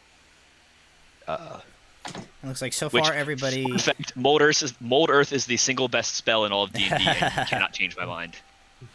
So thus far, And it's a everybody cantrip. has figured out that each of their 4 headers above a piece of music, at least the first word of all of them, is the same, and it is the word "the." They have figured out. So the. Either I'm something- dumb or I'm missing a lot of letters here. You might. Which one are you doing? The first one on the left. You are missing a few. Quite a few. As I said, you don't have every letter present in all of your things, but hopefully you have enough that once you translate out everything you do have, you can figure out what the. The lullaby. That's that. So Yeah, you we and gotta- I are squished together a little bit. You and I are different letters. So it looks like one symbol, sort of, if you're zoomed out too much. Yeah. Yeah. And So the weird the looking- one that's 2 is of. So this that. It's probably of. The Yeah, it lullaby. could be of, if. And then Yeah, another lullaby word. of something. Yeah. Well, we've 'Cause I don't- got I don't think I have any other letters in lullaby. we have basically spring, summer, winter, and I'm assuming the first one is fall. Well, Or it's too many autumn. letters for fall. No, Autumn. Autumn. Okay, I'm gonna take your guess. Lullaby of autumn. And that would be the revelry of spring. Mm. And that There you would be go. the. Let's see, what is that? The last word is the end, but winter SPRING. at the Yeah, end, that makes yeah. sense. So the letters, try to leave the letters blank that we don't know. So I think that might be a clue, maybe. SPRIN. That's a C. We don't have N. That's an L. Yeah, whatever. That would be.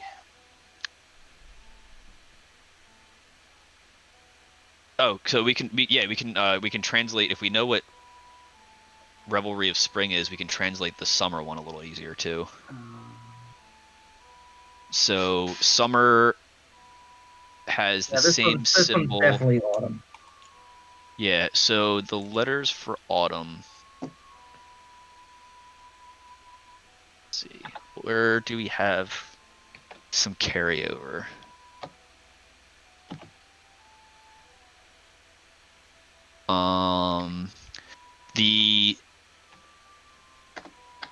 We already know I. So the last letter to the first word on the third panel is I. Wait, the I looks different. No, it's S. than It's an S. It's an S. It's an lullaby S. You're right. It's an S. For some reason. S. The P. SPRI. So blank I. Okay. Nula's last one Y. is the dirge of winter.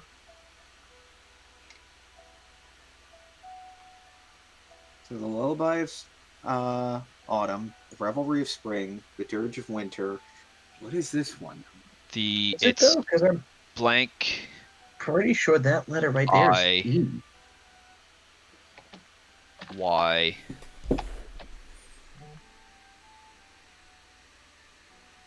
D. Blank S. What is this? Blank IY blank S. Oh no, it's T. Damn these You got a letters T. for looking so similar. Is that a D? Yeah. It's D. This the second to last letter is D. D. So it's blank IYDS. What kind of song is IYDS? YDS. Something IYDS. So yeah. I will give you. Let's see. All right. So Adam said Dirge of Winter, right? Yes. So that is correct. Lullaby, Revelry, Of Blank, Autumn. and Dirge. So Lullaby of Autumn is Right correct. at the bottom. Yep. Revelry of Spring. is correct. Blank of Summer is correct. You Blades of have Summer? you have a mistake in your first word there. Either that or I have a mistake, but I don't think I do. Okay, hold on. The second letter is I. The third letter is Y. No, the second That Y that's doesn't backwards. Look right No, to me that's for some wrong. reason. Oh shit. Yeah, you're right. So the Y is wrong. Where did you get a Y anyway? It's the inverse of Revelry. The Y Is is it Revelry. wild? Wilds. Oh, of you Summer? Wild. That makes more sense. There you go. The Y. All right, that's it. You've named them all. All right, so you translate successfully the 4 pieces of music that are put on plates on the wall. The riddle, or the whatever you want to call it, the main phrase: "Seep in cold hand of death, a requiem for the shortest day."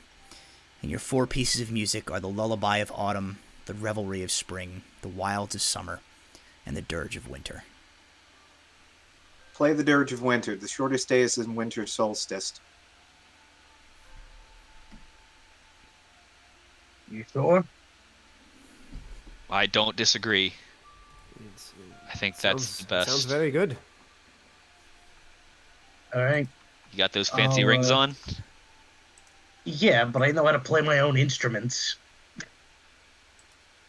I'm gonna bring. I'll use the violin.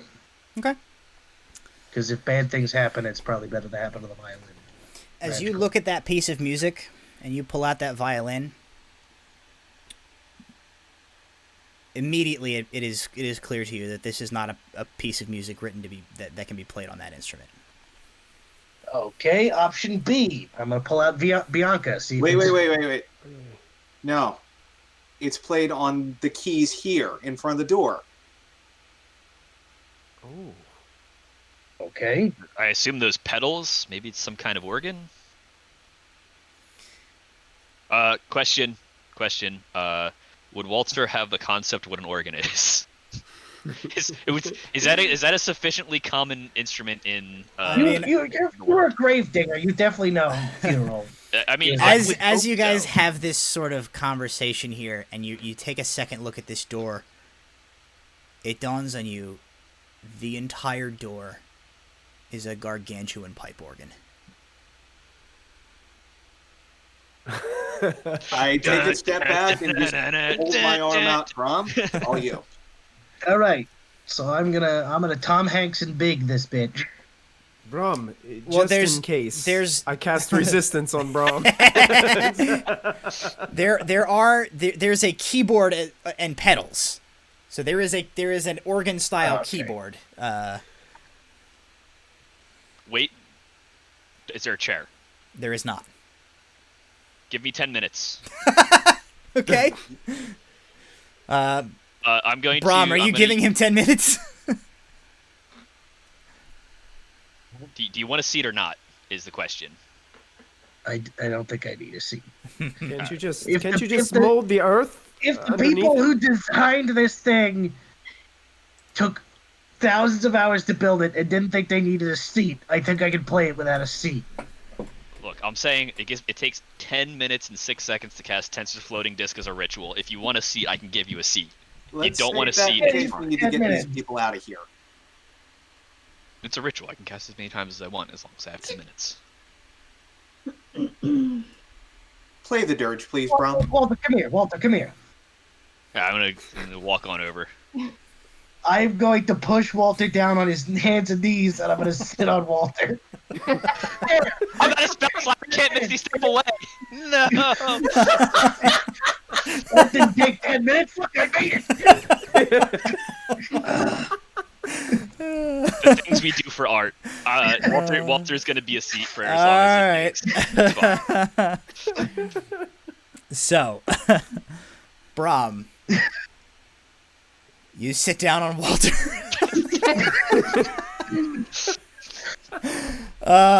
You sit down and you look across at the music written on the wall underneath the inscription, "The Dirge of Winter." You stand, I suppose, probably like flick out your imaginary coattails. Kind of like covers Walter's face. Seat yourself. You stretch your fingers across the keys. You read the complicated musical notes etched into the stone wall, and you begin to play. As Brahm depresses the first of the keys, there is a massive swelling of sound within the corridor. The elementals sealed within the containers begin to thrash, a vortex of air forced from their prisons into hidden workings behind the walls. The swell is forced out and through the pipes that make up the door, the stone itself vibrating with the force of the music. Brahm's fingers fly across the keyboard, playing masterfully across all three of the tiered keyboards of the instrument. His feet move, depressing and releasing the pedals along the floor, causing the sounds to resonate in haunting harmonies. The complex piece of music fills the space, rolling off the stone walls and echoing in a seemingly impossible act of acoustics considering the enclosed nature of the underground passage. The music rises to a bone-chilling crescendo beneath Brahm's fingers, and you cannot help but clutch your cloaks and garments tighter around yourselves as if to ward off a deep cold. Brahm, your shoulders and your back ache as you begin to play, the force of the music moving through your straining fibers of your being. For a moment, you are lost. No longer man, but a conduit for the song.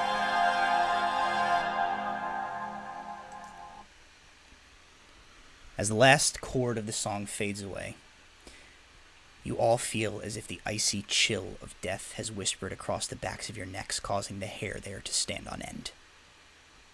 And then, there is a deep rumble of stone and mechanical workings within the walls, and the door opens. The massive pipe organ receding inwards and vanishing behind large, smooth stone plates, which move into place, creating a single open archway, granting passage beyond.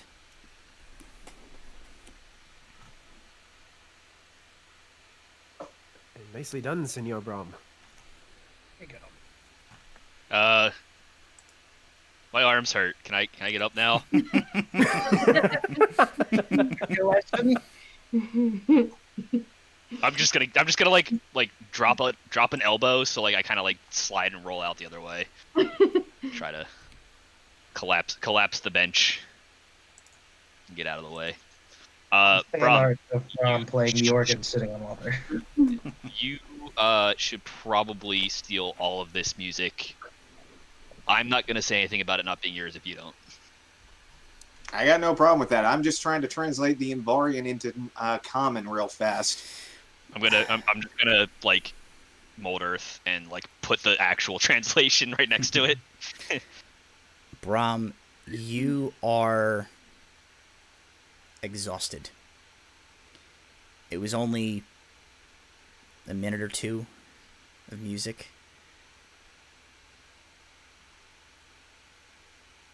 But there is no doubt in your mind that there was arcana woven into the notes of that song. The playing of that expended a great deal of physical exertion.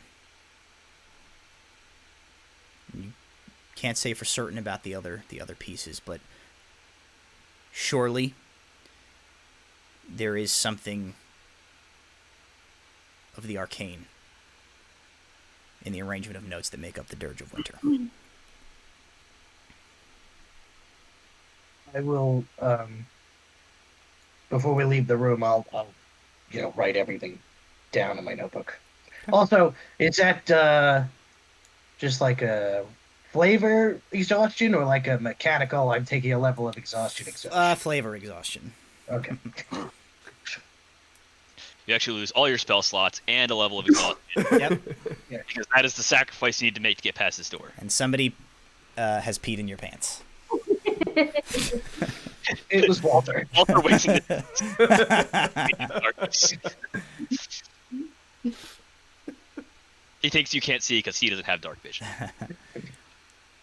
Alrighty. So, the door is open.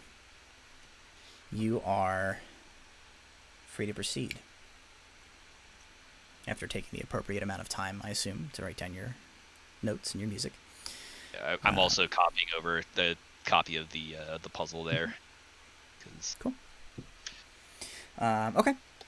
Once you have done that, you can move past the final door. And as you advance, you find yourself descending down a fairly steep ramp, heading much deeper underground than you had previously traveled. You surely have to be several hundred feet below the surface at this point. The sloped corridor is dark. The only light sources are those which come from your own illuminations. Walter's dancing lights. You walk for just a few minutes, and you can hear that this passage must open up just ahead. The echoing quality of your footsteps change from the tight reverberation of the enclosed space and take on the distant, resonating quality of the sound rebounding off of a much more spacious chamber. And the walls open up around you, and you find yourself in what appears to be a circular chamber. The exact dimensions are difficult to discern as the walls, floor, and ceiling all extend out beyond the radius of your light. But you seem to be on a walkway made of solid, ancient marble.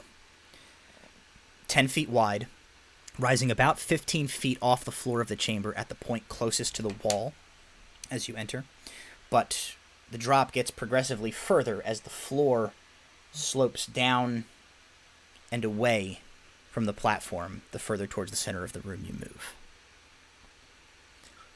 30 feet ahead of you, you see that the walkway diverges to encircle something massive, which is sitting in the center of the chamber.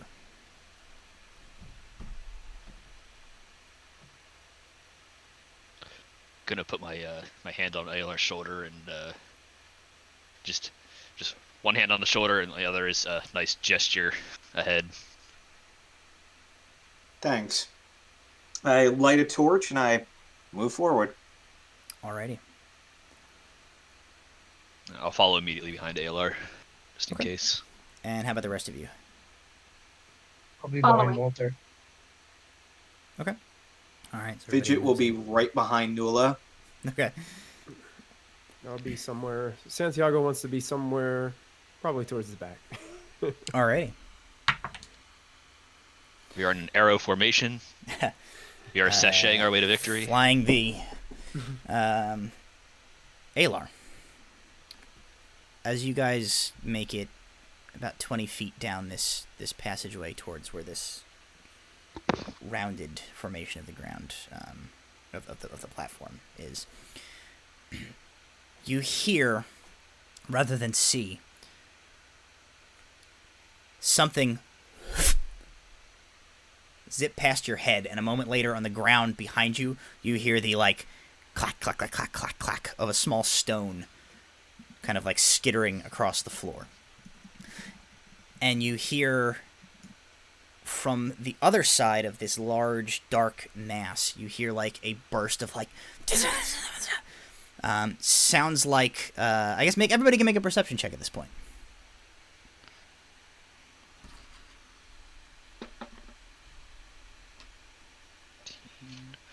Three. The roll is 13. The perception is 0. So 13 for Walter. Okay. 24 for Alar and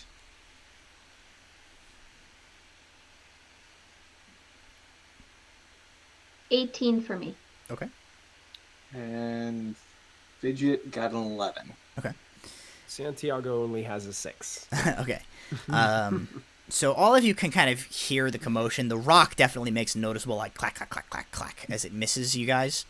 But only those who rolled above a 16 are able to kind of pick out some of the words in this, like, burst of whispering after the rock misses Alar.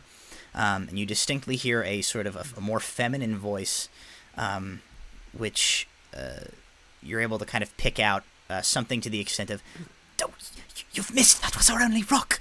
To which a sort of an exasperated male voice followed up, "Well, it was hard to see, we've been in the dark for ages. Just don't move." Excuse me. Hi. We're here to rescue you. The whispering comes to an abrupt stop. "You mean you're not monsters?" I wouldn't say that. I'm whacking Walter upside the head. No, we've been sent by the chief excavator. Oh, God, what's his name? Herman Nil. We were sent by Herman Nell. Oh, well, thank goodness. We've been trapped here for ages. We were sure the next thing to come behind us was going to be one of those dreadful rock monsters or a spider or something to eat us whole.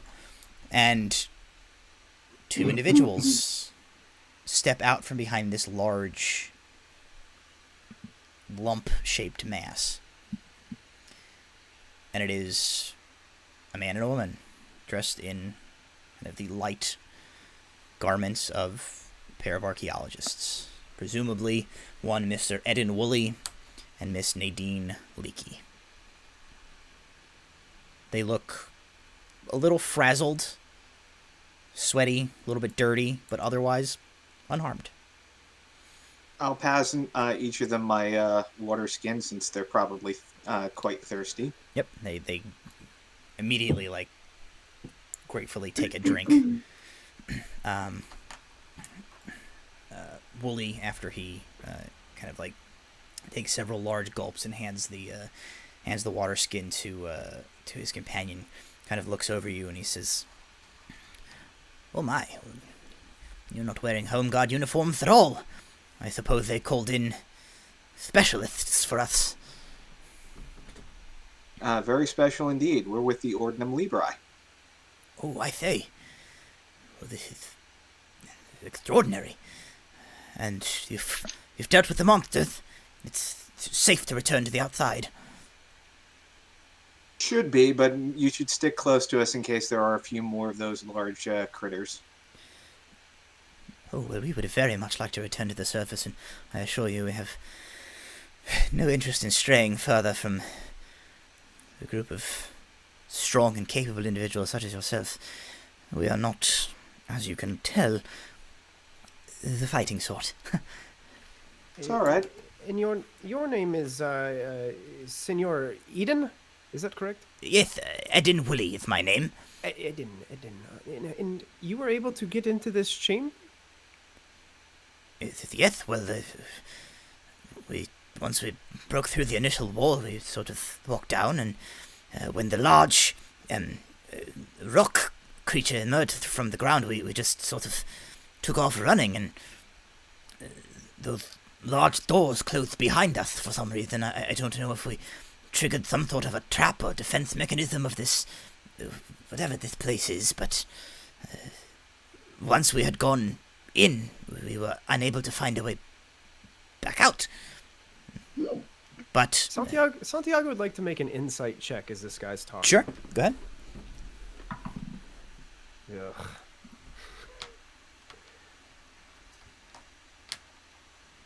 Uh, 12. Okay.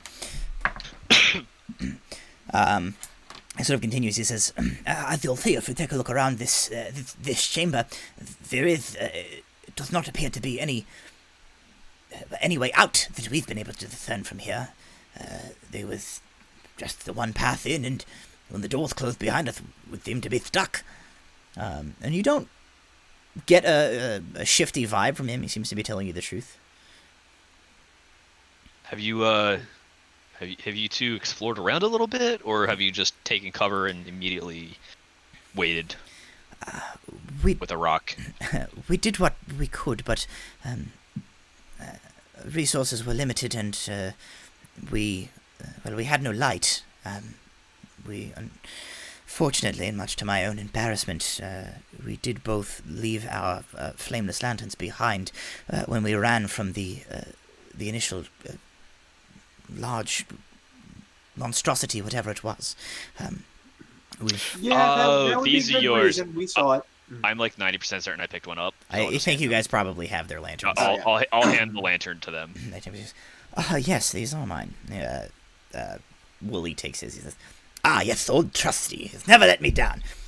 Well, current situation Except for this notwithstanding, time. I'll not hold it against him." Extenuating Pass the lantern. circumstances. Pat, pat. Large elemental. Yes, we looked around a bit, but there was only so much we were able to really discern in the darkness. With all of us here, it couldn't hurt to take a look and see what's around before we head out. If you don't mind the time. At that, what's everybody's passive insights? 12. 10. 13. Santiago has a 17. Okay. 12. Santiago, as Walter suggests, like, let's all look around. Wooly and Leaky both, like, kind of shoot each other a glance at that. And Nadine, Miss Leaky, kind of says, if it is all the same, we have been trapped here in the dark for several days. Would it be too much of an inconvenience to simply return to the surface? You found something down here, didn't you? Ooh.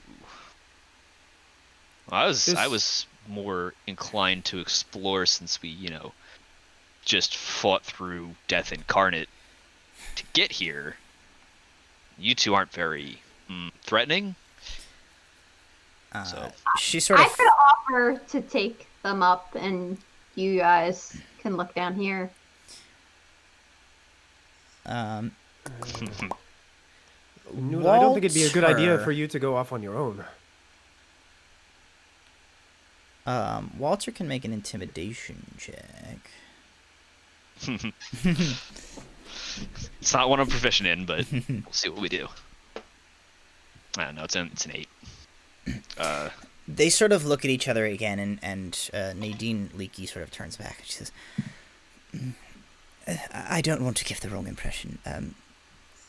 As Eden has said, we've not done any exploring of note in here. We've not been able to see. Understand, we are, of course,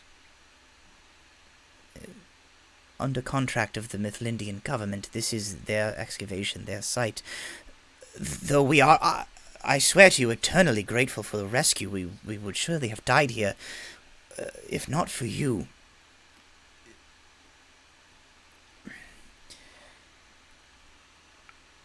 It's a bit above our pay grade to be making arrangements for an outside organization such as the Ordinum Libri to be looking around whatever this is.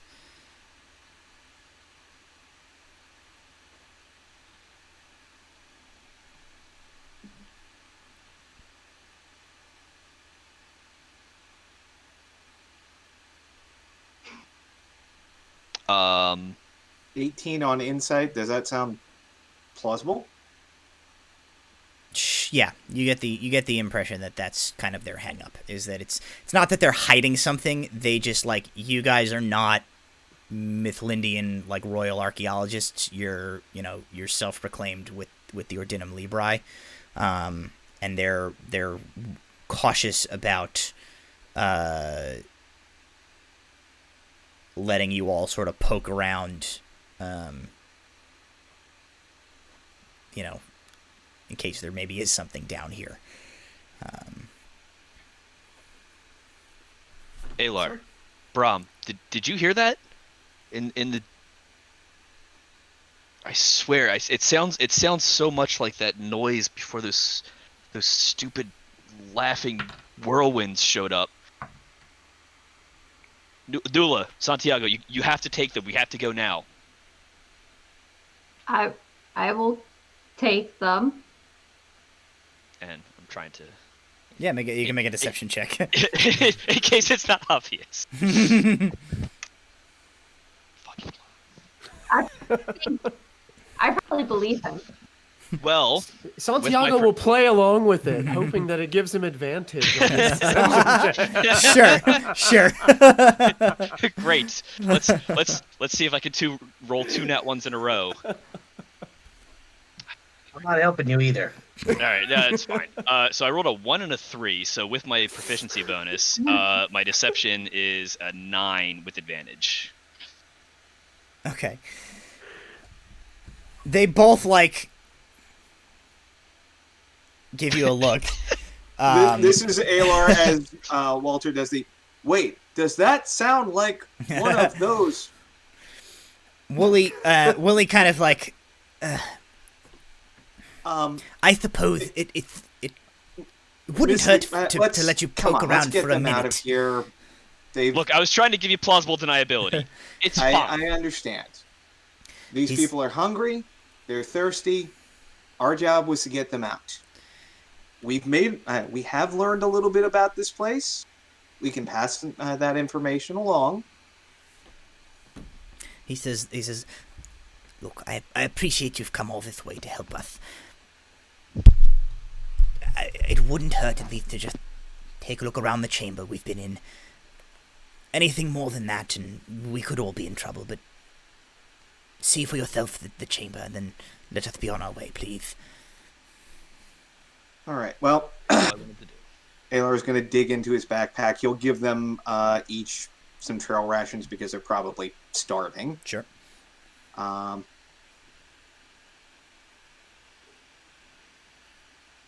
Okay. No, I'm not gonna do it. I still have 5 of those. I still have 5 of those hot peppers. I was gonna be like, here. Oh, Jesus. Don't you from the Southlands. Don't you dare. Oh, Rare delicacy. What a douche. I wouldn't do that necessarily. Yeah. So as soon as they have permission and seem to be distracted by the food, I'm gonna start looking around, seeing if there's any writing I can see. Sure. It does not take you guys long, and I'm not even gonna require rules for this. There's really not much to see in this chamber. Basically, what you're able to gander from a 5-minute walk is that there is very little in here. Though what is in here is perhaps fairly perplexing. That, if I haven't described it quite clearly enough, essentially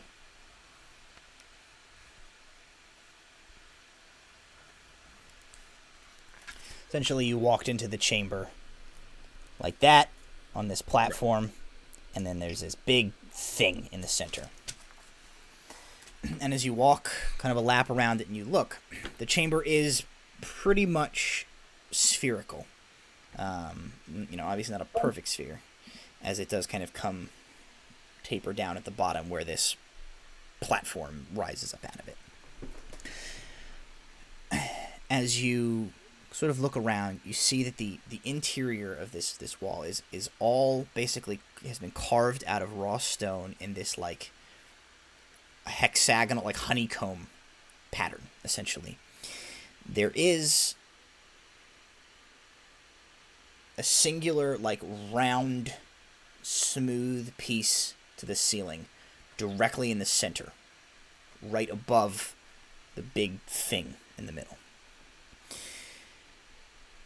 It does look, as you get sort of towards the back, the far side, and you look down kind of towards the bottom, it does actually look like this chamber maybe was unfinished, as that smooth hexagonal interlocking pattern isn't quite completed in maybe a quarter of the back portion of this. As for the thing that is in the center of the space, inside that circular kind of walkway around it. It is a completely smooth dome. Probably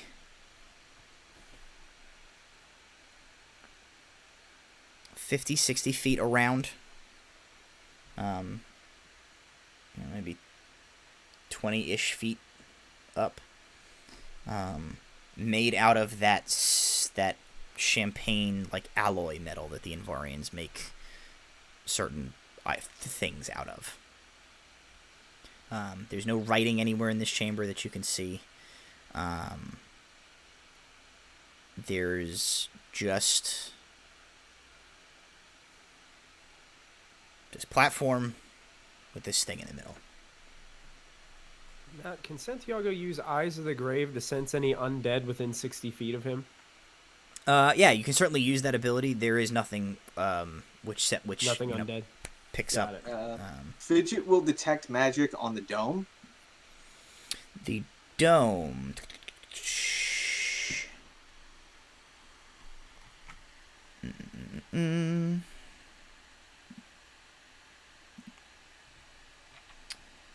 The dome does not resonate any magic with Fidget. How high up is the that one thing in the top of the like a few hundred, like 100 or so feet, way up in the air, like the top of the chamber. Well, I can't get up that high. At least I'm pretty sure he can't. Well, maybe you can. Do you want to? If I say yes, is this going to be scary? Depends on how you are with heights. Well, okay. I'll give it a try. All right, I will take out Bianca, Okay. and It's not what I thought you were gonna do. And I will use it to cast Fly on Alright. Alar. No, Fidget. Oh, Fidget. Braum strikes a power chord, and Fidget Ooh, Takes- I can fly! takes off into the air. Whoosh, whoosh. He flies just high enough to be able to get in range of the that centerpiece thing. Yep. He detects no magic coming from it. Okay. Huh. And he'll float back down. Nothing. Thanks. Do you think we're in the center of the city? Wooly, Ed and Wooly goes like, I have just the theory. If my calculations are correct, which they usually are, yet I think we're precisely in the center of the city. In fact, it points to that thing that Fidget was just looking at. He says, I think that, interestingly enough, sits directly beneath the Darthspire.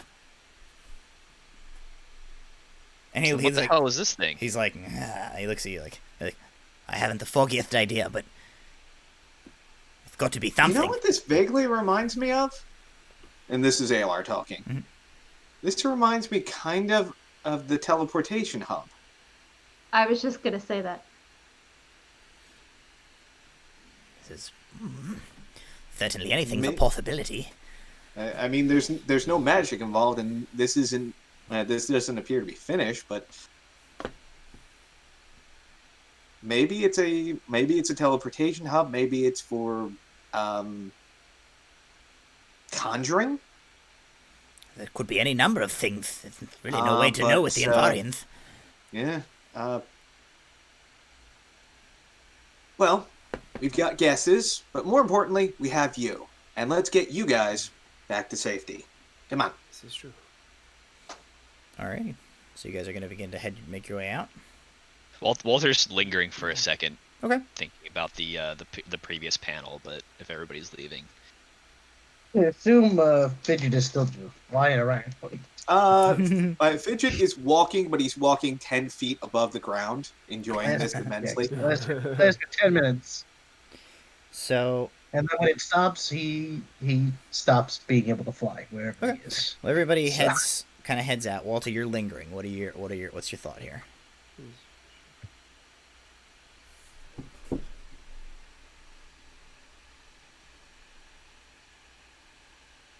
I'm gonna take out a dagger and Mhm. cut my own hand, kind of slap it on the back end of the dome.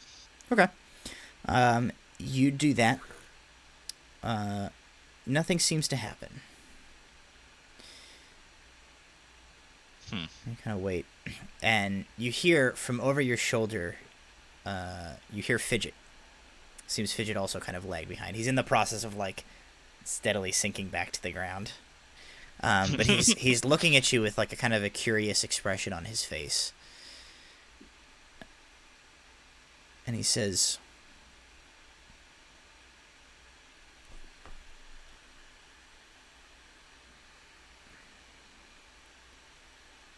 "We'll be back here again. And I think you're important for that. But it's not time yet." And then he just turns and walks away following the others.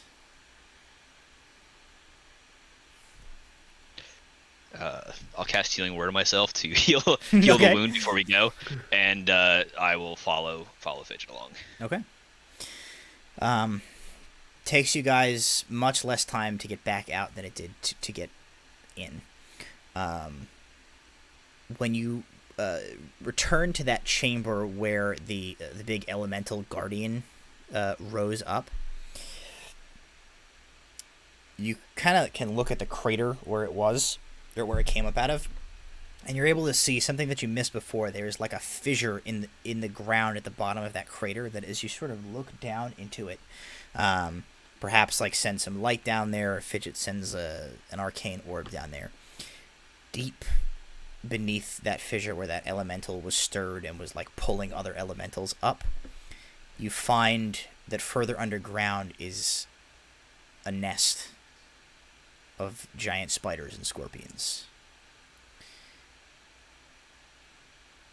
They seem to be kind of settling back to like a normal level of activity at this point. Certainly still dangerous, but it seems like now that these elementals have stopped like coming up out of the ground here, it stopped like enraging their nest. It is something to take note of.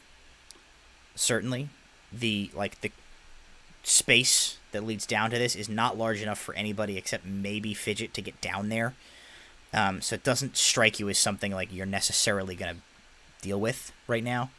But it is worth like bringing back to the attention of Nils for them to deal with now.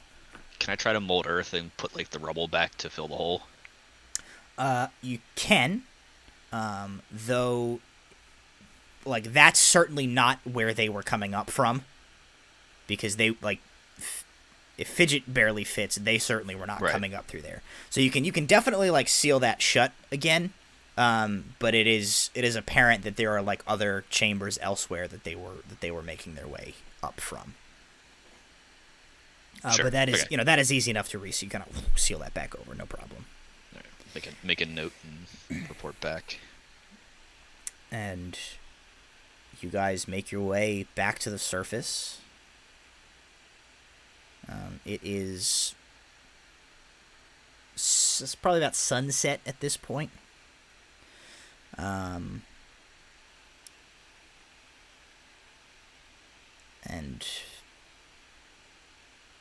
most of the archaeologists that kind of were milling around there during the day seem to be gone. There are still guards posted at the entrances that kind of snap to the ready as you guys come up, but relax as they see it's you.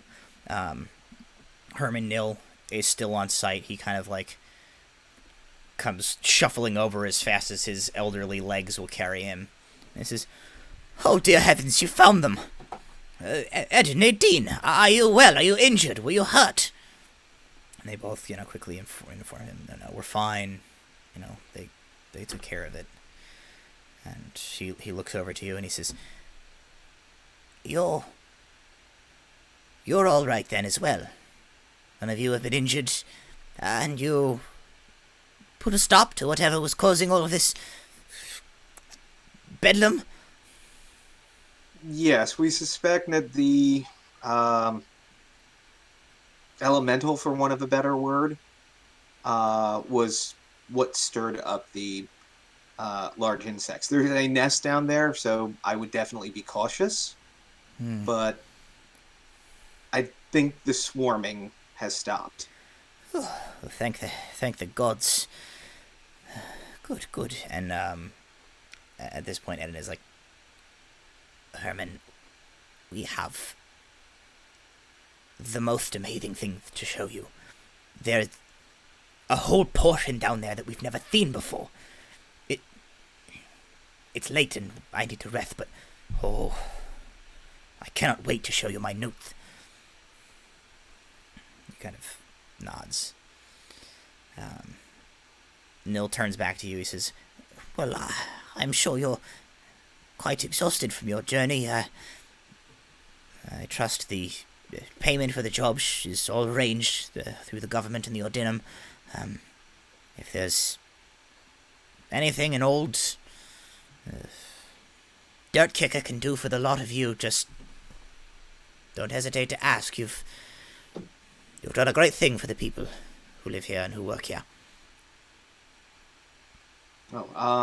One thing I will recommend, those shaped mounds that my companion made close to the doors, leave them there. They are translations of things that were written down. Oh, they may prove useful. Oh, they've long since been. Oh, they would have disappeared. Okay. We'll send you a couple of translations of some of the information on the doors. Of course. Just in case they seal themselves shut again. Well, very well. Any notes that you can provide will, of course, be massively helpful. And well, anything that gets old Wooly there that excited must be quite interesting. Kind of nods at you, goes around giving you guys all like vigorous shakes of your entire arms. And if you have no other business with him, he bids you good night.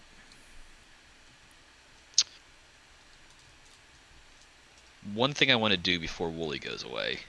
Sure. Is I want to try to write with Invarian text the words "you know" on the ground. Okay. Where he can obviously see it. Sure. Just to see if he recognizes the characters and can translate them on his own. Sure. So you kind of write that. He looks at them.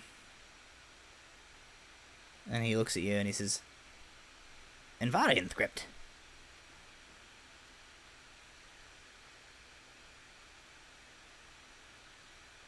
As you like don't respond, he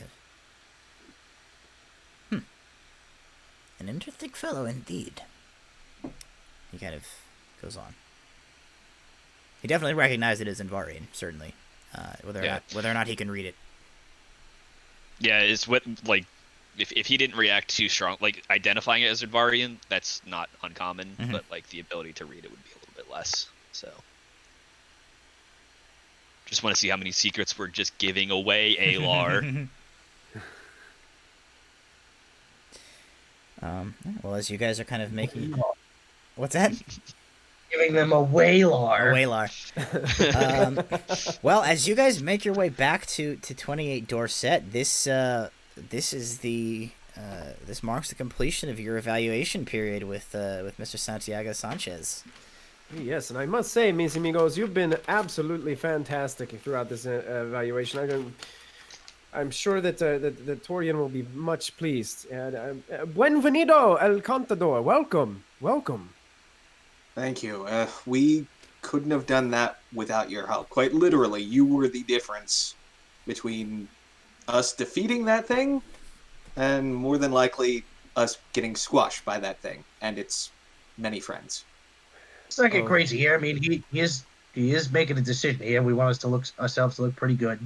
Alar. You did good. Oh, I've already finalized my documentation, Senor Brom. You've done a fabulous job, and I must say, you are quite a musician. Thank you, I know.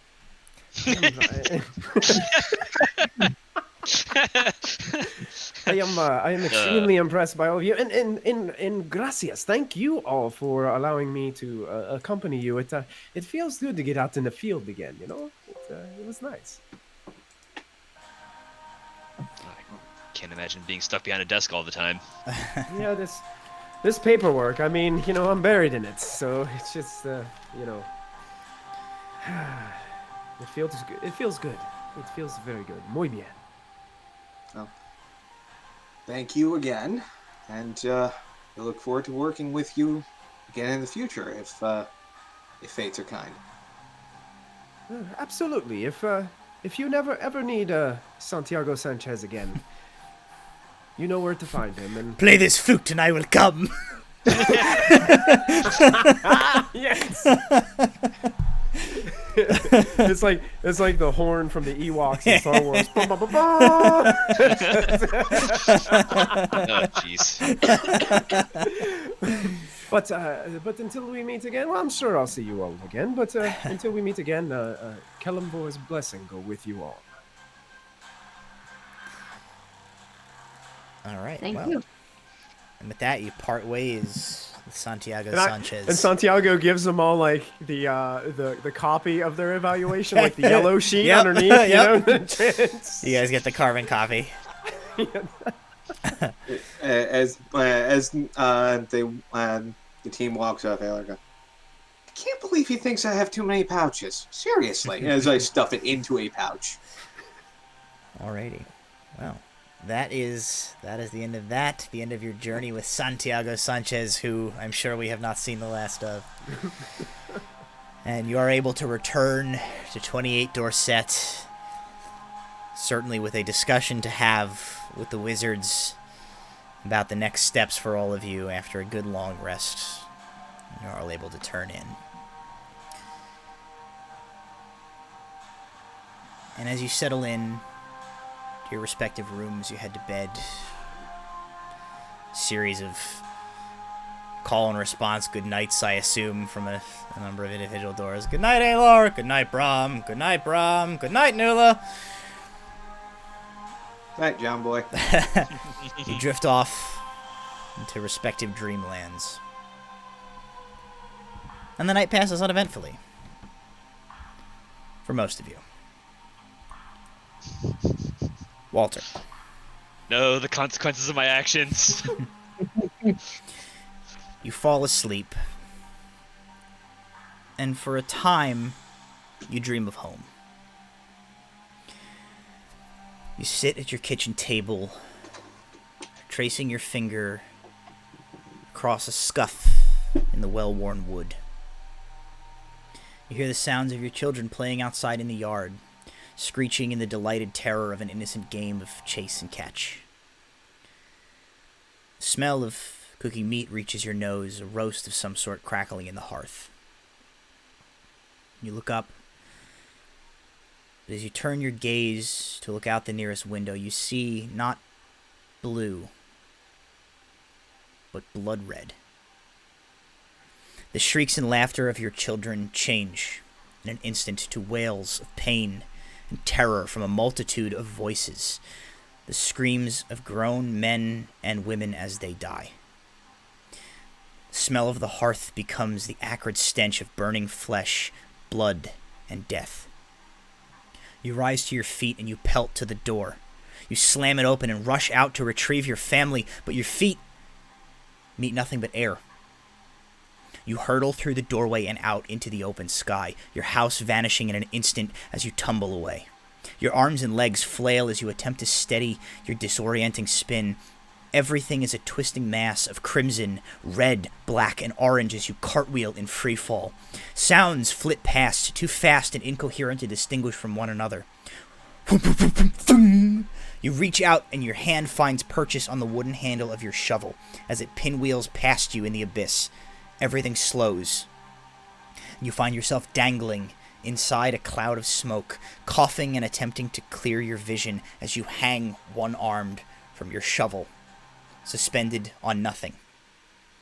What comes next is a blur of visions. Sights, sounds, and sensations whiplashing past your consciousness. An endless battlefield. Men and women from two armies crashing into one another. Blood, death, and mayhem. A gargantuan structure, indistinct, silhouetted against the bloody sky.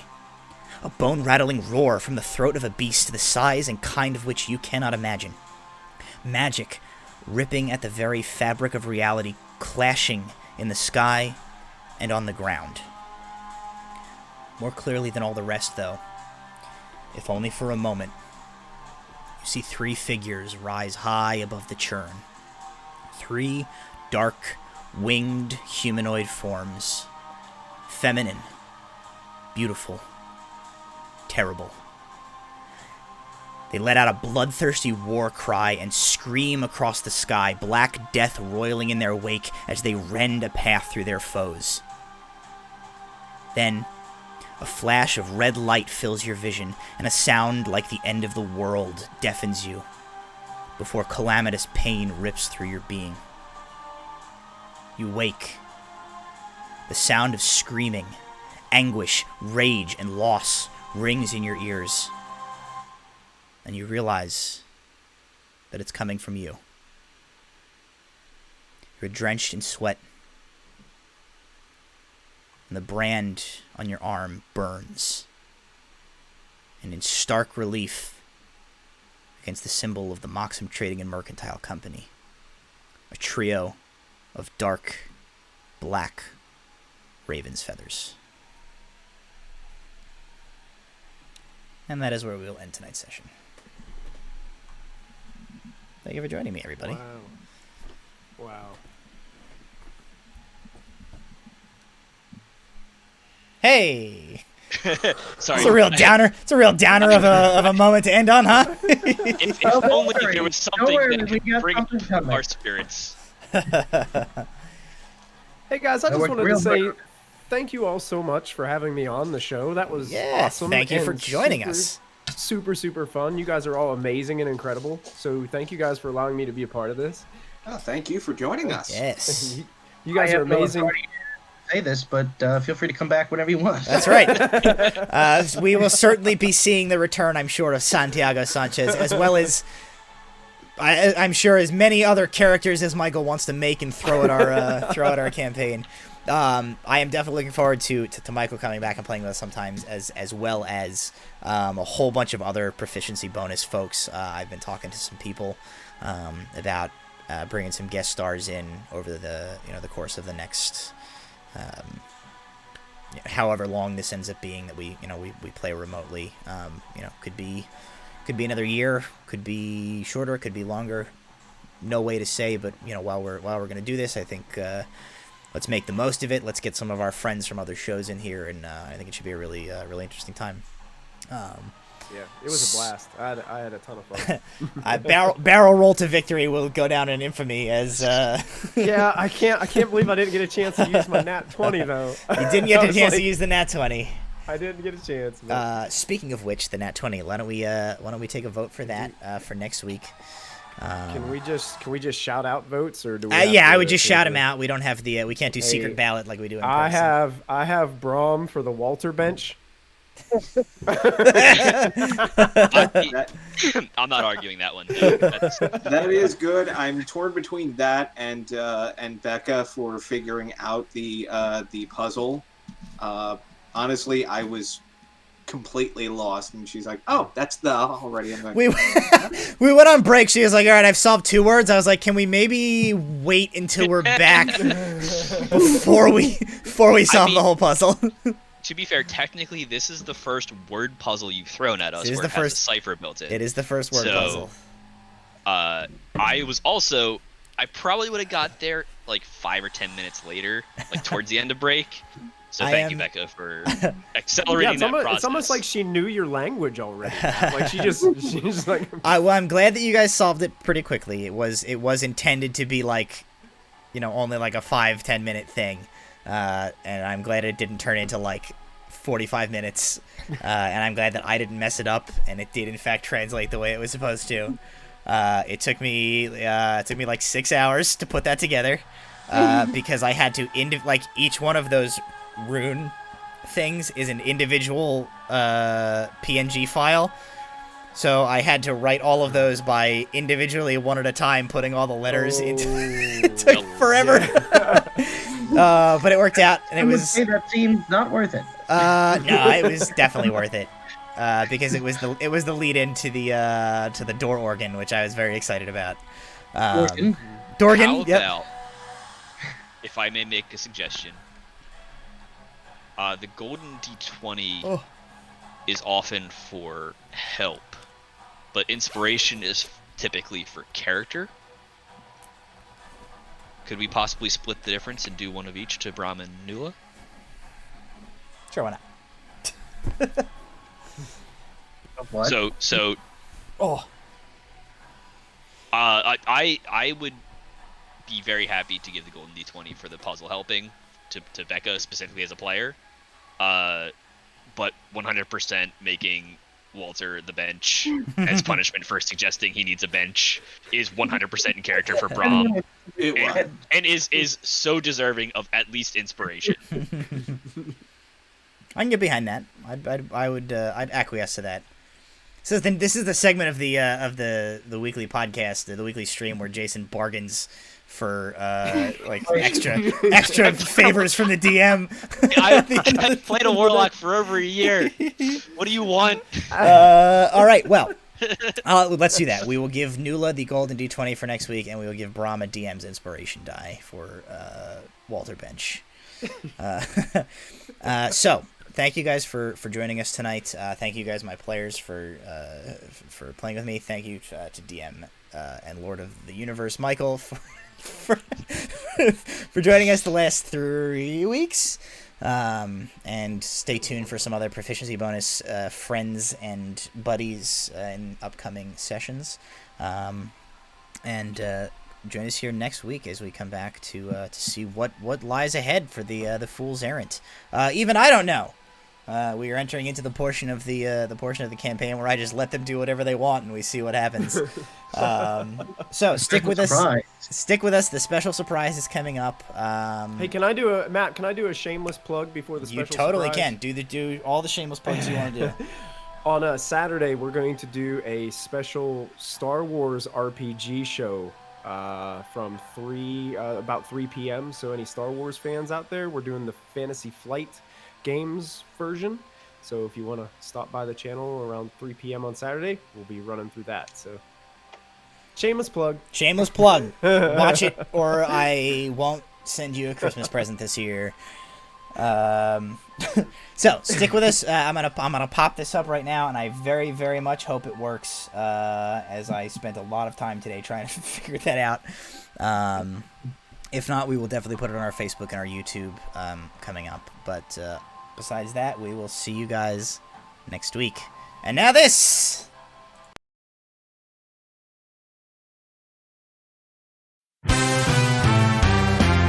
Why don't you take your love and shove it up your big fat ass?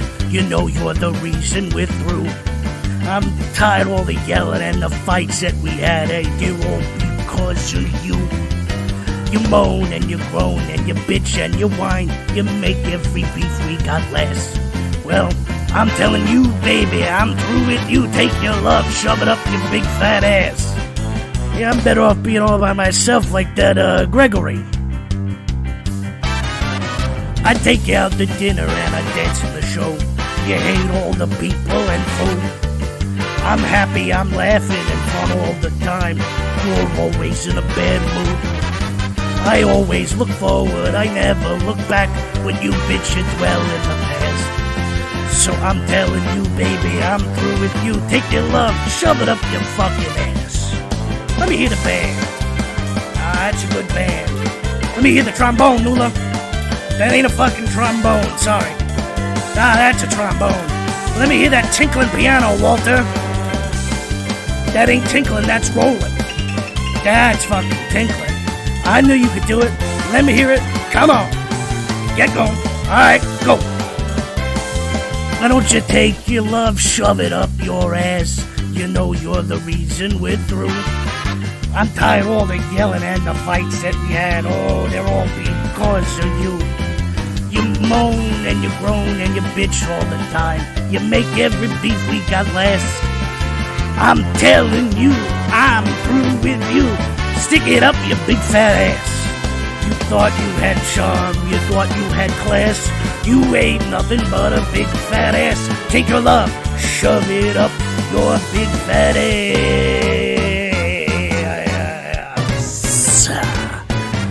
Oh yeah, doobity-doo-bah, yeah.